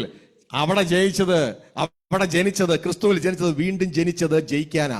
പക്ഷെ ആദത്തിൽ ജനിച്ചത് പരാജയപ്പെടാനാ. പരാജയപ്പെട്ട ജനനമാണ് ആദത്തിൽ, മരിക്കാനുള്ള ജനനമാണ് ആദത്തിൽ. എന്നാൽ ഒരിക്കലും മരണമില്ലാത്ത ജനനമാണ് ക്രിസ്തുവിൽ. ഈ ഒരു സത്യം തിരിച്ചറിയണം. എൻ്റെ ആദ്യ ജീവിതകാലത്ത് എൻ്റെ പ്രിയ സഹോദരങ്ങളെ, ക്രിസ്ത്യാനികളെ, എൻ്റെ സഹോദരങ്ങളെ, നിങ്ങളെല്ലാം പോലെ ദൈവസ്നേഹം എൻ്റെ അകത്ത് ഉണ്ടായിരുന്നു. ഞാൻ ദൈവത്തിന് വേണ്ടി പ്രവർത്തിക്കാൻ തുടങ്ങിയപ്പോൾ ഞാൻ പ്രവർത്തിച്ചത് മുഴുവൻ ആദത്തിന്റെ ശൈലിയിൽ നിന്നുകൊണ്ടാണ് ദൈവത്തിന് വേണ്ടി പ്രവർത്തിക്കാൻ തുടങ്ങിയത്. എനിക്കറിയത്തില്ലായിരുന്നു ആദത്തിന്റെ ജീവിത ശൈലി പിശാചിന്റെ കീഴിലാണെന്നുള്ളത്. അടിച്ചു പാർസലായിട്ട് ഞാൻ തോറ്റു. പാർസലായിട്ട് കൊണ്ടു ഞാൻ തോറ്റു. ബിസിനസ് ചെയ്ത് ഉണ്ടാക്കിയത് പലതും നഷ്ടപ്പെട്ടു. പല കാറുകൾ, പല വണ്ടികളുണ്ടായിരുന്നു. എനിക്ക് ഓടിക്കാൻ ഒരു വണ്ടി പോലും ഇല്ലാണ്ടായി. എൻ്റെ മോൻ ഇതാ, അവനെയും കൊണ്ടും എൻ്റെ വൈഫ് ഡേ കെയറിൽ കൊണ്ടുപോയത് കാറിലാണ് കൊണ്ടുകൊണ്ടിരുന്നേ. എൻ്റെ വൈഫ് ഡേ കെയറിൽ ഇപ്പം വണ്ടി ഇല്ലാഞ്ഞിട്ട് തെരുവിലൂടെ അവനെയും പിടിച്ച് നടക്കാൻ തുടങ്ങി. വൈഫ് എന്നോട് പറഞ്ഞു, ചാച്ചാ നമുക്ക് റെന്റ് കാർ എടുക്കാം. ഈ അവസ്ഥയിലേക്ക് താണു. എന്റെ പ്രിയ സഹോദരങ്ങളെ, ആ സമയത്താണ് ദൈവം എനിക്ക് 1 യോഹന്നാൻ 5:4 വെളിപ്പെടുത്തി തന്നേ. മോനെ, നീ ഉപയോഗിക്കുന്ന ജീവിത രീതി തെറ്റാ. നീ എന്നെ സ്നേഹിക്കുന്നു, പക്ഷെ നീ ഉപയോഗിക്കുന്ന ജീവിത രീതി ആദത്തിലുള്ള ജീവിത രീതിയാ. അതല്ല ഉപയോഗിക്കേണ്ടത്. ക്രിസ്തുവിലുള്ള ജീവിത രീതി നീ ഉപയോഗിച്ചാൽ എന്തെല്ലാം സ്വർഗത്തിൽ നിന്ന് ജനിച്ച് താഴേക്ക് വരുന്നു, അതൊക്കെ ലോകത്തെ ജയിക്കാൻ തുടങ്ങും. ലോകം വാഴുന്ന പിശാച, അവനെ ജയിക്കണമെങ്കിൽ ഈ ഭൂമിയിൽ നിന്ന് എടുത്തതുകൊണ്ട് അവനെ ജയിക്കാൻ പറ്റത്തില്ല. ലോക സിസ്റ്റത്തിൽ നിന്ന് ഉപയോഗിക്കുന്നത്, ലോക ബുദ്ധി കൊണ്ട് അവനെ ജയിക്കാൻ പറ്റത്തില്ല. എന്നാൽ ദൈവം ലോക സൃഷ്ടിക്ക് മുമ്പ് മുൻ നിയമിച്ചത്, നമ്മുടെ തേജസ്സിനായി മുൻ നിയമിച്ചത്, മറഞ്ഞിരിക്കുന്നതുമായ ദൈവത്തിന്റെ ജ്ഞാനമുണ്ട്. അതെടുത്ത് നീ ഉപയോഗിച്ചാൽ നിനക്ക് പിശാചിനെ ജയിക്കാം. യേശുക്രിസ്തു പിശാചിനെ ജയിച്ചത് ആ ജ്ഞാനം കൊണ്ടാണ്. അതുകൊണ്ടാണ് വിശുദ്ധ പൗലോസ് പറയുന്നത്, ഞങ്ങൾ പ്രസംഗിക്കുന്നത് ഈ ലോകത്തിന്റെ സൈൻ തീറ്റ, കോസ് തീറ്റ, കൊസിക്കൻ തീറ്റ, സി പ്ലസ് കോബാൾ ജ്ഞാനമല്ല, ജാവ ജ്ഞാനമല്ല. ഞങ്ങൾ പ്രസംഗിക്കുന്നത് ഡോക്ടറുടെയും എഞ്ചിനീയറുടെയും ജ്ഞാനമല്ല, ഈ ലോകത്തിന്റെ പ്രഭുക്കന്മാരെ പിശാചിന്റെ ജ്ഞാനമല്ല.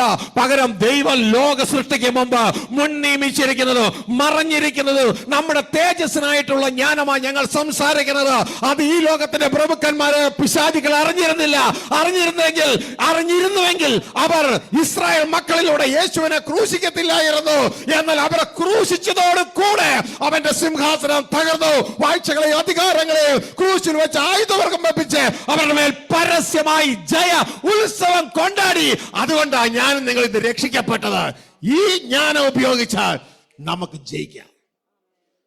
കർത്താവിനെ അത് പഠിപ്പിച്ചു തന്ന മുതൽ ദൈവം അത് ഉപയോഗിക്കാൻ ആശാൻ പള്ളിക്കൂടത്തിൽ ഇന്ന് എഴുതാൻ വരുന്ന ആ കുട്ടിയെ കൈക്ക് പിടിച്ച് എഴുതിപ്പിക്കുന്നത് പോലെ ദൈവം തന്റെ ആത്മാവിനാൽ എന്നെ എഴുതിപ്പിക്കാൻ തുടങ്ങി. ആ എഴുത്തുകളുടെ റിസൾട്ട് ഈ പുസ്തകം 2ാമത്തേത്, ജയിക്കാനായി വീണ്ടും ജനിച്ചവർ. ഹല്ലേലൂയ. എൻ്റെ പ്രിയ സഹോദരങ്ങളെ, എൻ്റെ നീതിമാൻ വിശ്വാസത്താൽ ജീവിക്കും. പിന്മാറുന്നുവെങ്കിലോ എൻ്റെ ഉള്ളത്തിന് അവന് പ്രസാദമില്ല. ഒരു നിമിഷം ദിവസം എഴുന്നേറ്റ് നിൽക്കാം. കേട്ട വചനത്തിന്റെ മുമ്പാകെ കേട്ട വചനത്തിന്റെ മുമ്പാകെ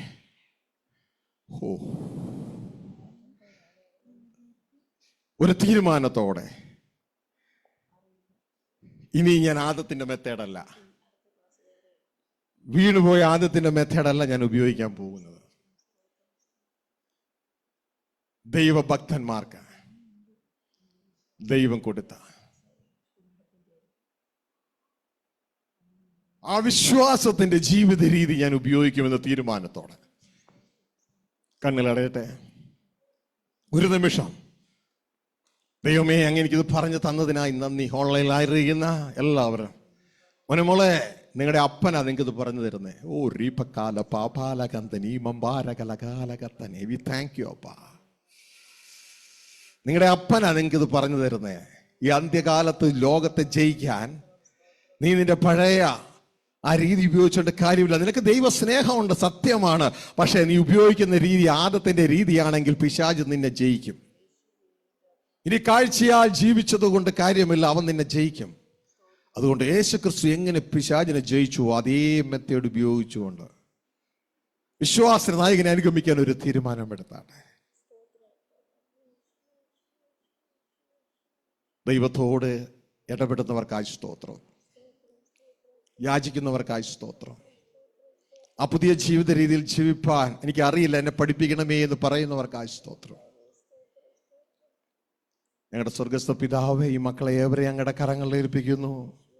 അങ്ങയുടെ തലത്തിൽ ജീവിപ്പാൻ ക്രിസ്തു എങ്ങനെ ജീവിച്ച് കാണിച്ചു തന്നോ അതേപോലെ ജീവിപ്പാൻ, വിശ്വാസത്തിന്റെ നായകനെ നോക്കി ജീവിപ്പാൻ അങ്ങ് ഞങ്ങൾ ഓരോരുത്തരെയും സഹായിക്കണമേ. ഞങ്ങൾ അങ്ങിൽ ആശ്രയിക്കുന്നപ്പാ. പ്രതികൂല സാഹചര്യങ്ങളോട്, ശരീരത്തിന്റെ ബലഹീനതകളോട്, സാമ്പത്തിക ബലഹീനതകളോട്, കുടുംബത്തിലെ ബലഹീനതകളോട്, ജോലിയിലെ ബലഹീനതകളോട് എനിക്കൊരപ്പനുണ്ടെന്ന് സംസാരിക്കാൻ, എന്നെ കരുതുന്നുണ്ടെന്ന് സംസാരിക്കാൻ, ക്രിസ്തുവിൽ എല്ലായിടത്തും എന്നെ ജയോത്സവമായി നടത്തുന്നു എന്ന് സംസാരിപ്പാൻ ഞാൻ വിശ്വസിച്ചു, അതുകൊണ്ട് ഞാൻ സംസാരിച്ചു എന്ന് വിശുദ്ധ ബൈബിൾ പറയുന്നത് പോലെ സംസാരിപ്പാൻ എത്തിയാക്കണമേ എന്ന് പ്രാർത്ഥിക്കും. ഞങ്ങളെ പഠിപ്പിക്കണമേ.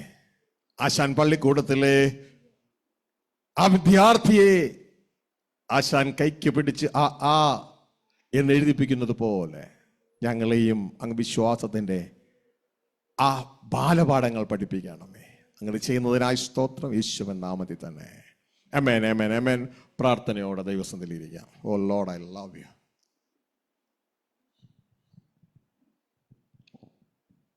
ഇനി ഒരല്പസമയം ഈ ലോകത്തിലെ ഫൈനാൻസ് എങ്ങനെ കൈകാര്യം ചെയ്യണമെന്നുള്ളത് ഒന്ന് ചിന്തിക്കാം. നിങ്ങൾ പലരും പലയിടത്തും തോറ്റുപോകുന്നത് അങ്ങനെയായിരിക്കും. മോനെ ഒന്ന് ഡിസ്കണക്ട് ചെയ്തിട്ട് ഒന്ന് കട്ട് ചെയ്തിട്ട് രണ്ടാമത് ഇടുന്നതായിരിക്കും നല്ലത്. അല്ലെങ്കിൽ എല്ലാവർക്കും കിട്ടത്തില്ല, ഇത്ര നീളത്തിൽ ആരും കേൾക്കത്തില്ല. O Father, we thank you. Abhilash bore ഉള്ളിടത്തുണ്ടോ? ഇടയ്ക്ക് ഞാൻ നിർത്തുന്നത് ഒന്നൊരു പാട്ട് പാടുമ്പോൾ ജനം ഒരു ഇതാകും.